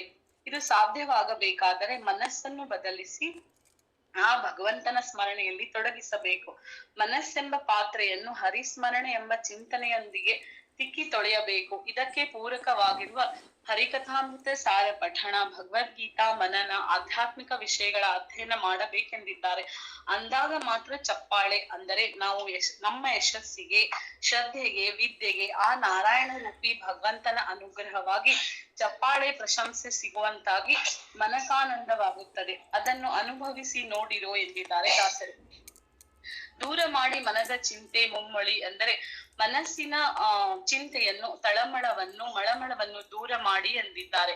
ಇದು ಯಾವಾಗ ಸಾಧ್ಯ ಎಂದರೆ ನಾವು ನಾಹಂಕರ್ತ ಹರಿಕರ್ತ ಎಂದಾಗ ನಮ್ಮ ಸಂಸಾರದ ಜೀವನದ ಚಿಂತೆ ಅದು ಚಿಂತೆಯಾಗಿರೋದಿಲ್ಲ. ಅದನ್ನು ನಾವು ಚಿಂತನೆಯನ್ನಾಗಿ ಮಾಡಿಕೊಳ್ಳುತ್ತೇವೆ. ಚಿಂತನೆಯನ್ನಾಗಿ ತೆಗೆದುಕೊಳ್ಳಬೇಕಾದರೆ ಆ ದೇವನು ನಮ್ಮ ಹಿಂದೆ ಇದ್ದಾನೆ, ಅಭಯ ನೀಡುತ್ತಿರುತ್ತಾನೆ ಎಂದು ಮನವರಿಕೆಯಾಗುತ್ತದೆ. ಸಾರಿ ದೂರುತ್ತಿದೆ ವೇದ ಪೂರ್ಣ ಕೇಳಿ, ಅಂದರೆ ಇದನ್ನೇ, ಈ ವಿಷಯವನ್ನೇ ವೇದಗಳು ಸಾರಿ ಸಾರಿ ನಮ್ಗೆ ಹೇಳುತ್ತಿವೆ, ಆದರೆ ಕೇಳುವ ವ್ಯವಧಾನ ನಮಗಿಲ್ಲ ಎಂದು ಹೇಳಿದ್ದಾರೆ. ಅರಿತು ಹರಿನಾಮವ, ಈ ಮಹಾತ್ಮೆಯನ್ನು ಅರಿತುಕೊಂಡು ನೀವು ಬಲಗೊಳ್ಳಿರಿ, ಶಕ್ತರಾಗಿರಿ, ಈ ಹರಿನಾಮ ಸ್ಮರಣೆಯ ರುಚಿಯನ್ನು ಒಮ್ಮೆ ಪಡೆಯಿರಿ ಎಂದು ಹೇಳಿದ್ದಾರೆ. ಮೂರನೇ ನುಡಿಯಲ್ಲಿ ಹರಿನಾಮಕ್ಕಾಗಬ್ಯಾಡಿ ವಿಮುಖ, ಯಾರ ಸಹಾಯ ಅನುಗ್ರಹವಿಲ್ಲದೆ ನಾನೇ ಮಾಡುವೆ ಎಂದು ಅಹಂಕಾರದಿಂದ ಶ್ರೀ ಹರಿನಾಮ ಅವನ ಅನುಗ್ರಹ ಸ್ಮರಿಸದೆ ವಿಮುಖರಾಗದಿರಿ, ಅಹಂಕಾರ ಪಡದಿರಿ ಎಂದಿದ್ದಾರೆ. ನಾನು ಮಾಡುವ ಕೆಲಸದಲ್ಲೇ ದೇವರಿದ್ದಾನೆ, ನಿಷ್ಕಾಮ ನಿಷ್ಕರ್ಮಗಳಲ್ಲೂ ದೇವರಿದ್ದಾನೆ. ಆದ್ದರಿಂದ ದೇವರು ನಮಗೆ ಈ ಸಾಧನ ಶರೀರ ಕೊಟ್ಟಾಗ ನಾವು ದೇಹ ದಂಡನೆ ಮಾಡಿ ವಿಮುಖರಾಗದೆ ನಿರಾಸಕ್ತರಾಗದೆ ಹರಿನಾಮ ಸ್ಮರಣೆಯನ್ನು ಮಾಡಬೇಕೆಂದು ಹೇಳಿದ್ದಾರೆ. ಅರಿತುಕೊಳ್ಳಿ ಪ್ರಾಣ ಪದಕ ಎಂದರೆ ನಮ್ಮ ಪ್ರಾಣವನ್ನು ಈ ಸ್ಥೂಲ ದೇಹ ಹೊಂದಿಕೊಂಡಂತೆ ಶ್ರೀಹರಿಯ ಸ್ಮರಣೆಯನ್ನು ಮಾಡಬೇಕು. ಈ ಸಂಸ್ಕಾರ ಇರುವುದೇ ನಮ್ಮ ಪ್ರಾಣದಲ್ಲಿ, ಇದು ಪದಕವೂ ಸಹ. ಈ ಜನ್ಮದಲ್ಲಿ ಸಿಕ್ಕ ಈ ಪ್ರಾಣ ಪದಕವನ್ನು ಪಡೆದ ನಾವುಗಳು ಪಡೆದ ಜ್ಞಾನವನ್ನು ಅರಿತು ಜೀವನ ನಡೆಸಬೇಕೆಂದು ಹೇಳಿದ್ದಾರೆ ದಾಸರು. ಕೊನೆಯ ಸಾಲಿನಲ್ಲಿ ಹೇಳುವುದಾದರೆ, ಮಹಿಪತಿ ದಾಸರು ಯೋಗಿಕರಾಗಿ ಷಟ್ ಚಕ್ರಗಳನ್ನು ಭೇದಿಸಿದವರು. ಇವುಗಳನ್ನು ಭೇದಿಸಿದಾಗ ವಿಶ್ವ ತೈಜಸ ಪ್ರಜ್ಞಾ ತುರ್ಯವು ಆ ಭಗವಂತನು ಆತ್ಮ ಅಂತರಾತ್ಮ ಪರಮಾತ್ಮನೊಳಗೆ ನೆತ್ತಿಯ ಮೇಲಿರುವ ತುರ್ಯ ಎಂದರೆ ಬ್ರಹ್ಮರಂಧ್ರ ಭೇದವಾಗುತ್ತದೆ. ಆ ಕ್ಷಣದಲ್ಲಿಯೇ ಭಗವಂತ ಅವರಿಗೆ ದರ್ಶನ ಭಾಗ್ಯ ನೀಡುತ್ತಾನೆ. ಆವಾಗ ಅವರು ಬ್ರಹ್ಮಜ್ಞಾನಿಗಳು, ಅಪರೋಕ್ಷ ಜ್ಞಾನಿಗಳಾಗುತ್ತಾರೆ. ಷಟ್ ಚಕ್ರಗಳನ್ನು ಭೇದಿಸಿ ಜೀವಚ್ಛಾದಿಕ ಪರಮಾಚ್ಛಾದಿಕದಲ್ಲಿ ರುದ್ರದೇವರು ಪರದೆಯನ್ನು ಸರಿಸುವ ಹಾಗಾಗುತ್ತದೆ. ಆಗ ನೆತ್ತಿಯ ಬ್ರಹ್ಮರಂಧ್ರ ಬಡೆದು ಅವರು ಸಂಪೂರ್ಣ ಜ್ಞಾನಿಗಳಾಗುತ್ತಾರೆ. ತರಳ ಅಂದ್ರೆ ಎಷ್ಟೊಂದು ಜ್ಞಾನದ ಆಗರವಾಗಿದ್ದ ಮಹಿಪತಿ ದಾಸರು ಶ್ರೀಹರಿಯ ಮುಂದೆ ನಿಂತು ನಾನು ತರಳ, ಮಗು, ಕಂದ ಎಂದು ತಮ್ಮನ್ನು ಅನೇಕ ಪದ್ಯಗಳಲ್ಲಿ ಹೇಳಿಕೊಂಡಿದ್ದಾರೆ. ಎಷ್ಟೇ ಜ್ಞಾನಿಯಾದರೂ ಆ ಭಗವಂತನ ಮುಂದೆ ನಿಂತು ನಾನೇನು ಬಲ್ಲೆನು ಎಂದು ಹೇಳುವುದು ಆ ಜ್ಞಾನಿಯ ಬೃಹತ್ ಲಕ್ಷಣ. ಆದ್ದರಿಂದ ಯೋಗ ಮಾರ್ಗವಾಗಿ ಬ್ರಹ್ಮರಂಧ್ರದ ಮುಖಾಂತರ ಆ ಶ್ರೀಹರಿಯನ್ನು ಕೊಂಡಾಡಿ ಇಲ್ಲಿ ತೋರಿಸಿ ವರ್ಣಿಸಿದ್ದಾರೆ. ಮಹಿ ಎಂದರೆ ಭೂಮಿ. ಈ ಭೂಮಿಗೆ ಒಡೆಯನಾದ ಭಗವಂತರಾದ ಮಹಿಪತಿ ದಾಸರು ಒಟ್ಟಿನಲ್ಲಿ ಈ ಪದ್ಯದಲ್ಲಿ ಹರಿನಾಮ ಸ್ಮರಣೆ, ಜನ್ಮ ಸಾರ್ಥಕ ಮಾಡಿಕೊಳ್ಳುವುದು, ಪ್ರತಿಕ್ಷಣ ಅವನ ಸ್ಮರಣೆ, ಎಷ್ಟೇ ದೊಡ್ಡ ಜ್ಞಾನಿಯಾದರೂ ನಾನು ತರಳ ಎಂದು ತಮ್ಮನ್ನು ಅವರು ಹೇಳಿಕೊಂಡಿರುವ ಹಾಗೆ ನಾವು ದೇವರನ್ನು ಕಾಣಿಸಲು ಪ್ರಯತ್ನಿಸಬೇಕೆಂದು ಹೇಳಿದ್ದಾರೆ ಎಂದು ಇಲ್ಲಿಗೆ ನನ್ನ ಪದ್ಯದ ಅರ್ಥಾನುಸಂಧಾನವನ್ನು ಮುಗಿಸುತ್ತೇನೆ. ಎಲ್ಲರಿಗೂ ನನ್ನ ನಮಸ್ಕಾರಗಳು. ಹರೇ ಶ್ರೀನಿವಾಸ.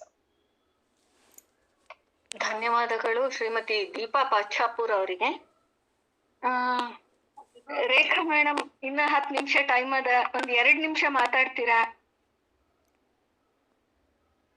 ಹರಿದಾಸ ಭಕ್ತರು ಬಹಳ ಚೆನ್ನಾಗಿ ಅರ್ಥಾನುಸಂಧಾನಗಳನ್ನ ಮಾಡಿದ್ರು.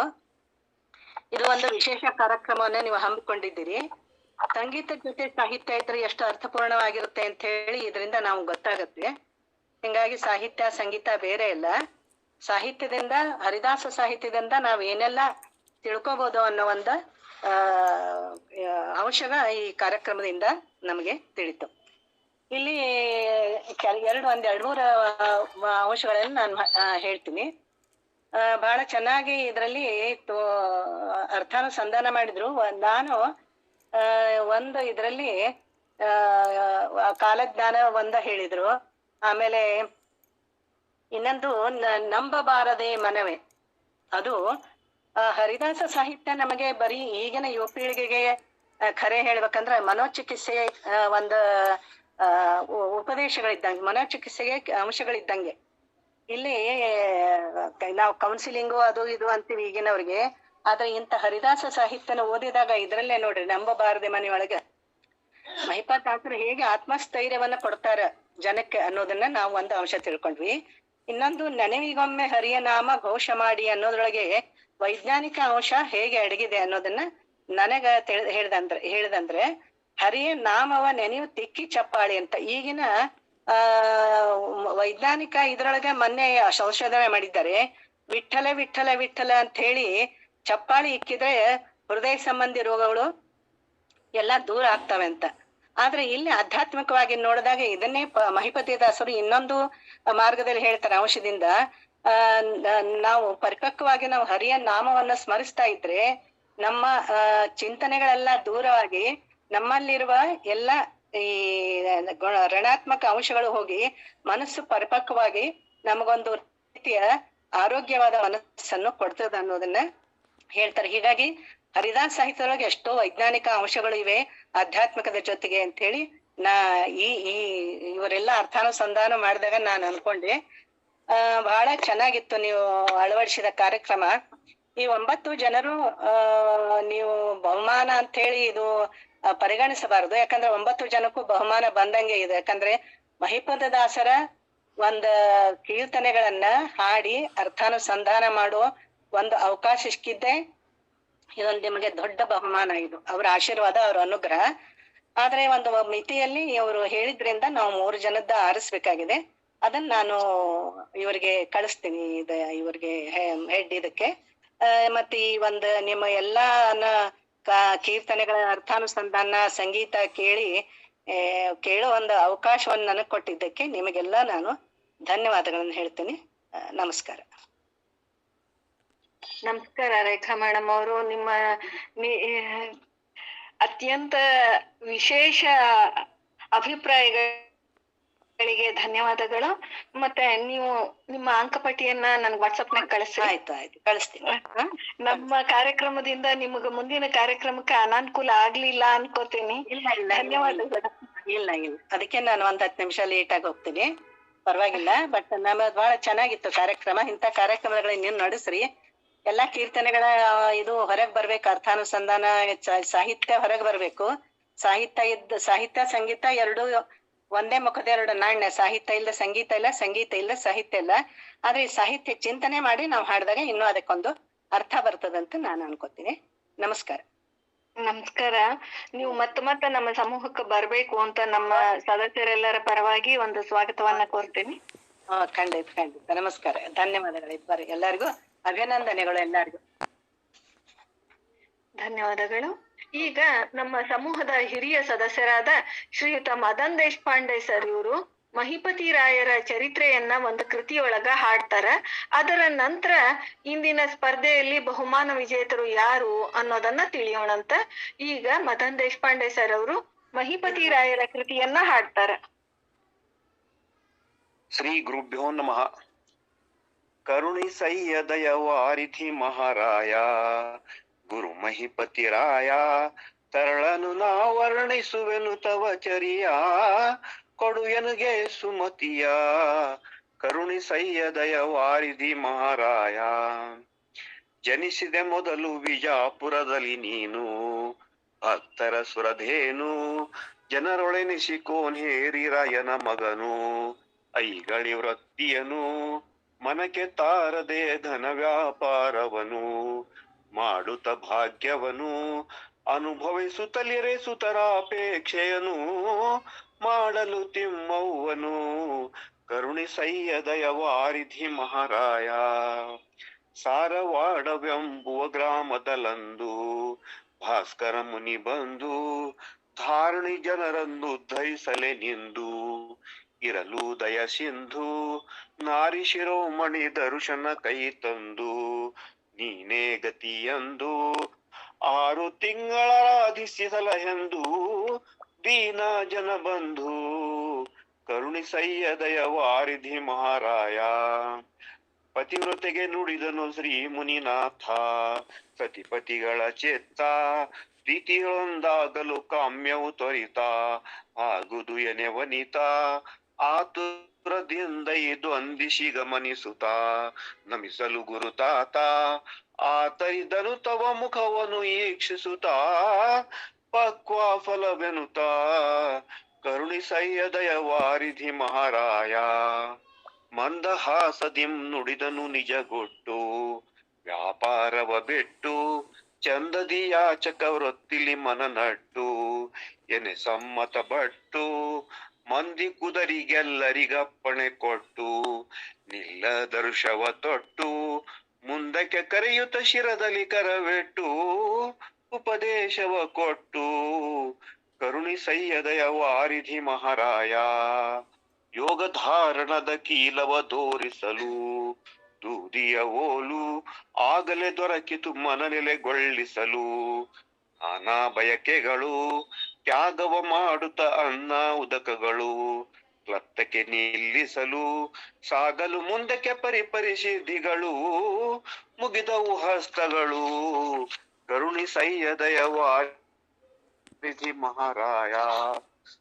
4, 6, 10, 12, ಷೋಡಶದ ಭ್ರೂಮಧ್ಯ ದ್ವಿದಳದ ಆ ಕಮಲವ ಮೆಟ್ಟುತ ಕಾಕಿಯ ಮುಖದ ದ್ವಾರವ ತ್ಯಜಿಸುತ್ತ ತ್ರಿಕುಟ ಶ್ರೀಹಟ ಗೊಲ್ಹಟ ಗೋಪುರದ ನೋಡುತ್ತ ಸಂಭ್ರಮದ ಸೊಂಕೆಳೆ ಗೊಂಪದೊಳಾಡಿ ಸಾಶಿರ ದಳದ ಪಂಕಜದೊಳಗಿದ್ದ ಕರುಣಿಸಯ್ಯದಯ ವಾರಿಧಿ ಮಹಾರಾಯ. ನಿರುಪಮ ನಿರ್ಗುಣ ನಿತ್ಯ ನಿರಂಜನನ ಪ್ರಭೆಯು ಅನುದೀನ ಹರಿಶಶಿ ಕೋಟಿ ಪ್ರಕಾಶ ಭಾಸುವದನ ಕಾಣುತ್ತ ಸಂಪೂರ್ಣ ಇರಲು ಪಶ್ಚಿಮದ ಮಾರ್ಗದ ಸಂಧಾನ ತಿಳ್ಕೊಂಡೋ ಪ್ರವೀಣ. 2 ಹಾದಿ ಸುಲಭಾಯಿತು ಗುರು ಕರುಣಾದಿಂದಲಿ ಭಯಹರಣ. ಕರುಣಿಸಯ್ಯದಯ ವಾರಿಧಿ ಮಹಾರಾಯ. 12 ವರ್ಷಕ್ಕೆ ಮುಗಿಯುವಂಥ ಯೋಗ ಅಂತಹದು ಬೇಗ 11 ತಿಂಗಳಿಗಾಯಿತು ವಿನಿಯೋಗ. ನೋಡೆಂದನು ಅನಘ ಎನ್ನ ನಿನ್ನ ಸಂತತಿ ಸಂಪತ್ತೌಘ. ನಿನ್ನಲ್ಲೇ ಈಗ ಉನ್ನತವಾಗುವುದೆಂಧರಿಸಿದನಾಗ ದುಷ್ಕತ ತರುನಾಗ. ಕರುಣಿಸಯ್ಯದಯ ವಾರಿಧಿ ಮಹಾರಾಯ. ಧರೆಯೊಳು ತವ ಕೀರ್ತಿಯು ಬಹು ವಿಸ್ತಾರ ಆಗುದು ನಿರ್ಧಾರ. ಒಳವುತ ತಿಮ್ಮವ್ವನ ಕರೆದೆತ್ತವರ ನಿನ್ನುದರ ದಿಕ್ಕುವರ ಬರುವನು ಡೋಣಿ ಶಿವಾಜಿ ಎಂಬ ಶೂರ. ಸಂಶಯ ಬಿಡು ಅದರ ಹರುಷದಿ ಕಳುಹಿದ ಪರಸುತ ಉಭಯತರ ಭಕ್ತರ ಸಹಕಾರ. ಕರುಣಿಸಯ್ಯದಯ ವಾರಿಧಿ ಮಹಾರಾಯ. ಮುನಿವರ ರಾಜ್ನಿಧಿ ಸ್ವಸ್ಥಾನಕ್ಕೆ ಬರುತ್ತಾ ಕೆಲ ದಿವಸ ಅಲ್ಲಿರುತ್ತಾ ಮನೆಯೊಳು ಯೋಗವ ಮಾಡುತ್ತ ಅನವರತ ಸತ್ಪುರುಷರೆನಿಸೂತ ಜನರಿಂದಲಿ ಬಹು ಆರಾಧಿಸಿಕೊಳ್ಳುತ್ತ ಇರಲು ದಯವಂತ. ಅನಿತರೊಳರಿದೆ ನೀ ಆ ನಗರಕ್ಕೆ ತ್ವರಿತ ವೇದಿಯು ಬಂತೆನುತ. ಕರುಣಿಸಯ್ಯದಯ ವಾರಿಧಿ ಮಹಾರಾಯ. ಅಂತರಂಗದಲ್ಲಿ ತಿಳಿಯುತ್ತಲ ಗ್ರಾಮ ತ್ಯಜಿಸಿದೆ ನಿಸ್ಸೀಮ ಸಂತಸದಲ್ಲಿ ಶಹಪೂರ ಕೋಗುತ್ತ ಧಾಮ. ಮಾಡುತ್ತ ನಿಷ್ಕಾಮ ಸಂತರು ತವ ದರ್ಶನು ಕೈದರು ನೇಮ. ಭಟ್ಟರು ಬಹು ಪ್ರೇಮ ಸಂತತ ಪೂಜಿಸಿದರು ತವ ಬುಧ ಸ್ತೋಮ. ಗುರು ಸಾರ್ವಭೌಮ ಕರುಣಿಸಯ್ಯದಯ ವಾರಿಧಿ ಮಹಾರಾಯ. ಅಲ್ಲಿ 3 ಸಂವತ್ಸರ ಇರಲಾಗಿ ಶರಣಾಳಿಯು ಬಾಗಿ ಇಲ್ಲಿ ನೀವು ದಯ ಮಾಡುವ ತೊಳಿತಾಗಿ ಸರಿಬಾರದಾಗಿ ಅಲ್ಲಿಂದ ಪಯಣವ ಮಾಡುತ್ತ ಪಥ ಸಾಗಿ ಬಂದ್ಯೋ ಮಹಾತ್ಯಾಗಿ. ಮೆಲ್ಲನೆ ಕಾಕಂಡಕಿ ಸ್ಥಳತನುವಾಗಿ ಬರಲು ವರ ಯೋಗಿ. ಕರುಣಿಸಯ್ಯದಯ ವಾರಿಧಿ ಮಹಾರಾಯ. ಪುರದೊಳಗಿನ ಭಕ್ತರು ಬರುತ್ತಲಿ ನಮಿಸಿ ಕರೆದೊಯ್ದರು ಸ್ತುತಿಸಿ ಕರುಣಿಕ ತನ್ನಯ ಸ್ಥಳದಲ್ಲಿ ಗ್ರಹ ರಚಿಸಿ ಕೊಡಲಂಗೀಕರಿಸಿ ಹರುಷದಿ ವರ ಭಾಸ್ಕರ್ ಮುನಿಕರ ಸರಿಸಿ ಗೃಹಜಾತ ನೆನೆಸಿ ಇರುತೆರೆ ತೋರಿತು ಸಂತತಿ ಉದ್ಭವಿಸಿ ಗುರುವಾಕ್ಯ ಫಲಿಸಿ. ಕರುಣಿಸಯ್ಯದಯ ವಾರಿಧಿ ಮಹಾರಾಯ. ಆರಿಂದಾಗದು ನೈರಾಶಾಚಾರ ನಡೆಸಿದೆ ಗಂಭೀರ ಧಾರಣಿ ಜನರಂದಧಿಕೃತ ಸಂಸಾರ. ಜಲಪದ್ಮ ಪ್ರಕಾರ ಸೇರಿದೆ ಅನುದಿನ ವೈರ್ಯಾಗ್ಯಾಗರ ಸಂಪತ್ತು ಅಪಾರ. ತೋರಿದೆ ಲೋಕದಿ ನಟ ಪುರುಷ ವಿಚಾರ ತಿಳಿದೋ ಸುಕುಮಾರ. ಕರುಣಿಸಯ್ಯದಯ ವಾರಿಧಿ ಮಹಾರಾಯ.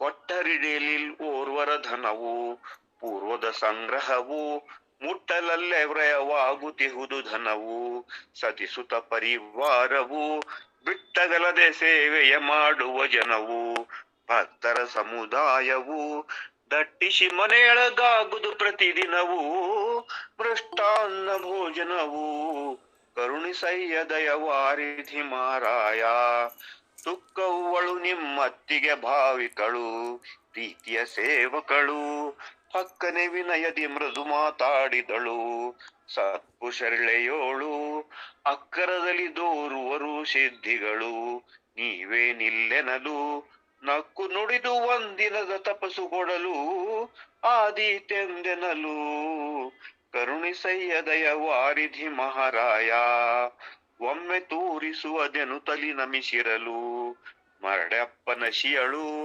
ತಮ್ಮಯ ಸದನದಿ ಹಸುವನೆ ತೊರಿತೆರಲು ತುಕ್ಕವ್ವ ತಿಳಿಸಲು ನಿಮ್ಮ ಶಾಠಿ ಕೊಡಲೊಯ್ಯುತ ಮುಸುಕಿಡಲು ಕೈಯ ನೆಳೆಯಲು ಜಮ್ಮನೆ ಏಳುತ್ತ ಶಿಷ್ಯಳು ಎರಗಿದಳು ನೋಡುತ್ತ ಬೆರಗಾದಳು ಕರುಣಿಸಯ್ಯ ದಯವಾರಿಧಿ ಮಹಾರಾಯ ಲೋಕವನ್ನು ಉದ್ಧರಿಸಲು ನೀನವತರಿಸಿ ಜಡದೇಹವ ಧರಿಸಿ ಲೋಕದಿ ಶರಣರ ಮನೋರಥ ಪೂರೈಸಿ ಕೊಟ್ಟೋ ಗುಣರಾಶಿ ಈ ಕಲಿಯುಗದೊಳು ನಿರ್ಲಿಪ್ತನು ಎನಿಸಿ ಕೊಂಡ್ಯೋ ಸುಖವಾಸಿ ಭೋಕರ್ಣಿಯೇ ನರನೆಂದವ ದೋಷಿ ಬಹು ನರಕದ ವಾಸಿ ಕರುಣಿಸಯ್ಯ ದಯವಾರಿಧಿ ಮಹಾರಾಯ ಜಗದೊಳಗಿನ ಸಿದ್ಧರ ಮುಕುಟರ ಮಣಿಯೇ ಸಾತಕರೊಳ್ಗೆಣೆಯೇ ನಿಗಮಾಗಮದಿ ನಿನ್ನ ಅಧ್ಯಾತ್ಮದ ಖಣಿಯೇ ದುರಿತಾಂದ ದ್ಯುಮಣಿಯೇ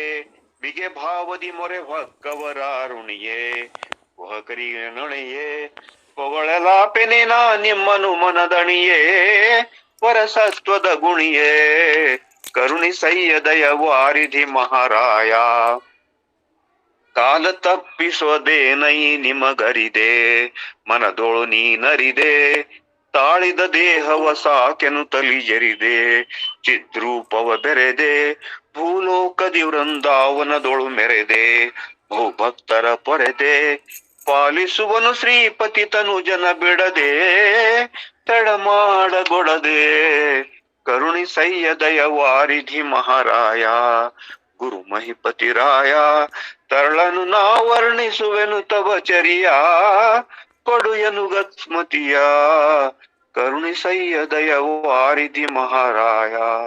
ಶ್ರೀ ಗುರುಭ್ಯೋ ನಮಃ. ಶ್ರೀ ಕೃಷ್ಣಾರ್ಪಣಮಸ್ತು. ವಿಜಯ್ ಕುಮಾರ್ ಖಾಸ್ನಿ ಸರ್ ಇನ್ನೊಬ್ಬ ನಿರ್ಣಾಯಕರಾಗಿದ್ರು. ಅವರು ಒಂದೇ ಒಂದು ನಿಮಿಷದಲ್ಲಿ ತಮ್ಮ ಅಭಿಪ್ರಾಯ ಹೇಳ್ತಾರೆ. ವಿಜಯ್ ಕುಮಾರ್ ಖಾಸ್ನಿ ಸರ್. ಹರೇ ಶ್ರೀನಿವಾಸ. ಒಂದೇ ಒಂದು ನಿಮಿಷ ಆಯ್ತು. ಆಗಿಲ್ಲ, 59 ಸೆಕೆಂಡ್ ಅದ. ಇವತ್ತಿನ ಹರಿದಾಸ ಸಾಹಿತ್ಯ ಸೇವೆ ಸಮೂಹದ ಈ ಒಂದು ಕೃತಿಯ ಅರ್ಥಾನುಸಂಧಾನ ಸ್ಪರ್ಧೆ ಅತ್ಯಂತ ಉಚಿತವಾಗಿ ಅಂದ್ರ ಸಂದರ್ಭ ಉಚಿತವಾಗಿ ನಡೆಯಿತು. ಅರಿತುಕೊಳ್ಳಿರೋ ಹಿತವು ಅನ್ನೋದ್ರಿಂದ ನೆನವಿಗೊಮ್ಮೆ ಹರಿನಾಮ ಘೋಷ ಮಾಡಿ ಅಂತನ್ನೋದವರೆಗೆ ಅತ್ಯಂತ ಸುಂದರವಾಗಿ ತಿಳಿಸ್ಕೊಟ್ರು. ಇದರ ಯಾವ್ದು ಚಲೋ ಯಾವ್ದು ಕೆಟ್ಟ ನಿರ್ಣಯ ಮಾಡೋದು ಬಹಳ ಸಮಸ್ಯೆ. ಹೆಂಗೋ ನಿಭಾಯಿಸಿನಿ ಇರ್ಲಿ. ಆದ್ರ ನನ್ನ ಪ್ರಕಾರ ಎಲ್ಲ 9 ಜನರು ಅತ್ಯಂತ ಸುಂದರವಾಗಿ ತಮ್ಮ ಕೃತಿಯನ್ನ ಇಲ್ಲಿ ನಿರೂಪಣೆ ಮಾಡ್ಯಾರ. ಈಗ ಮದನ ದೇಶಪಾಂಡೆ ಅವರು ಹೇಳಿದ್ರು, ಅವ್ರ ಚರಿತ್ರೆ ಬರ್ತಾರ ದಿನ ದಿನ ಮೃಷ್ಟಾನ್ನವು ಅಂತ ಹೇಳಿ. ಇವತ್ತಿನ ದಿನ ನಮ್ಮ ಕಿವಿಗಳಿಗೆ ಇವೆಲ್ಲ ಕೇಳಿ ಮೃಷ್ಟಾನ್ನ ಭೋಜನ ಅದ ಆ ರೀತಿ ಆಯ್ತು ಅಂತ ಹೇಳಿ ನನ್ನ ಒಂದ್ ಮಾತು ಮುಗಿಸ್ತೀನಿ. ಇನ್ನು ಕೆಲವೊಂದು ಕ್ರಿಟಿಸೈಸ್ ಮಾಡ್ಬೇಕು ಅಂತ ಇರ್ತದ. ಅದಕ್ಕೆ 1-2 ಪಾಯಿಂಟ್ ಹೇಳ್ತೀನಿ ಅಷ್ಟೇ. ನಿರಂಜನಿ ಅಂತ ಆ ಶಬ್ದದ ಅರ್ಥ ಸ್ವಲ್ಪ ಸರಿಯಾಗಿ ಹೇಳಿದವರು. ಅಂಜನ ಅಂತಂದ್ರ ಕಲ್ಮಶ ಅಥವಾ ಕಪ್ಪಾದ ವಸ್ತು, ನಿರಂಜನ ಅಂದ್ರೆ ದೋಷ ದೂರಗಳು ಅಂತ ಆಗ್ಬೇಕಾಗಿತ್ತು. ಇರ್ಲಿ. ಆಮೇಲೆ ಇಂದು ನಮ್ಮ ಮನೆಯಲ್ಲಿ ಆನಂದ, ಮನೆಯಲ್ಲಿ ಅಂದ್ರೆ ಮನೆ ಅಂದ್ರೆ ದೇಹ ಅಂತ ಹೇಳಿದ್ರು. ದೇಹ ಅಂತಲ್ಲ, ಮುಂದೆ ಮೈಪತ್ರಿ ಯಾರೇ ಹೇಳಾರ ಮನ ಮಂದಿರ ಅಂತ ಅಂದ್ರೆ ಮನೆಯಲ್ಲಿ ಅಂದ್ರೆ ಮನದಲ್ಲಿ ಅಂತ ಅರ್ಥ ಆಗ್ಬೇಕು. ಆಮೇಲೆ ನೇತಿ ಅದಕ್ಕೆ ಅವರು ಯಾವ ರೀತಿ ಕೊಟ್ರು ಅಂತ ಒಂದು ರೆಫರೆನ್ಸ್ ಕೊಟ್ರು. ಇರ್ಲಿ, ಆ ರೆಫರೆನ್ಸ್ ಸರಿಯಾದ ಇಲ್ಲ ಅನ್ನಂಗಿಲ್ಲ, ಮತ್ತೆ ಉಳಿದ ರೆಫರೆನ್ಸ್ ಅದಕ್ಕೆ. ಅದೇ ರೀತಿ ಹರಿಯ ನರಿಯದ ಜನ್ಮ ಧರೆಯೊಳಗೆ ಅಧಮಾಧಮದೊಳಗ ಅದು ಮುಖ್ಯ ರೆಫರೆನ್ಸ್ ಅಲ್ಲಿ ಭಾಗವತದಿಂದ ಅವ್ರು ಆಯ್ದುಕೊಂಡಿದ್ದು. ಆ ಒಂದು ಭಾಗವತ ಆ ಪ್ರಸಂಗ ಅದು ಅದನ್ನ ಅವ್ರು ಹೇಳ್ಬೇಕಾಗಿತ್ತು. ಇರ್ಲಿ, ಅದೇನು ದೊಡ್ಡ ದೋಷ ಅಂತ ಏನಿಲ್ಲ. ಒಟ್ಟಿನಲ್ಲೇ ಅತ್ಯಂತ ಸುಂದರವಾಗಿ ಮೂಡಿ ಬಂತು ಈ ಕಾರ್ಯಕ್ರಮ. ಅದಕ್ಕಾಗಿ ಇದನ್ನ ನಡೆಸಿಕೊಟ್ಟವರಿಗೆ ಅತ್ಯಂತ ಧನ್ಯವಾದಗಳು, ನಮಸ್ಕಾರಗಳು. ಹರೇ ಶ್ರೀನಿವಾಸ. ಧನ್ಯವಾದಗಳು ಸರ್. ತುಂಬಾ ಉತ್ಸಾಹದಿಂದ ತಯಾರಾಗಿ ಶ್ರೀ ಮಹಿಪತಿ ದಾಸರ ಆರಾಧನೆಯ ಕಾಲದೊಳಗ ಭಾಗವಹಿಸಿ ಸಂಭ್ರಮ ಭಕ್ತಿಯನ್ನ ಹೆಚ್ಚಿಸಿದ ತಂಡದ ಸದಸ್ಯರಿಗೆಲ್ಲ ಅಭಿನಂದನೆಗಳು.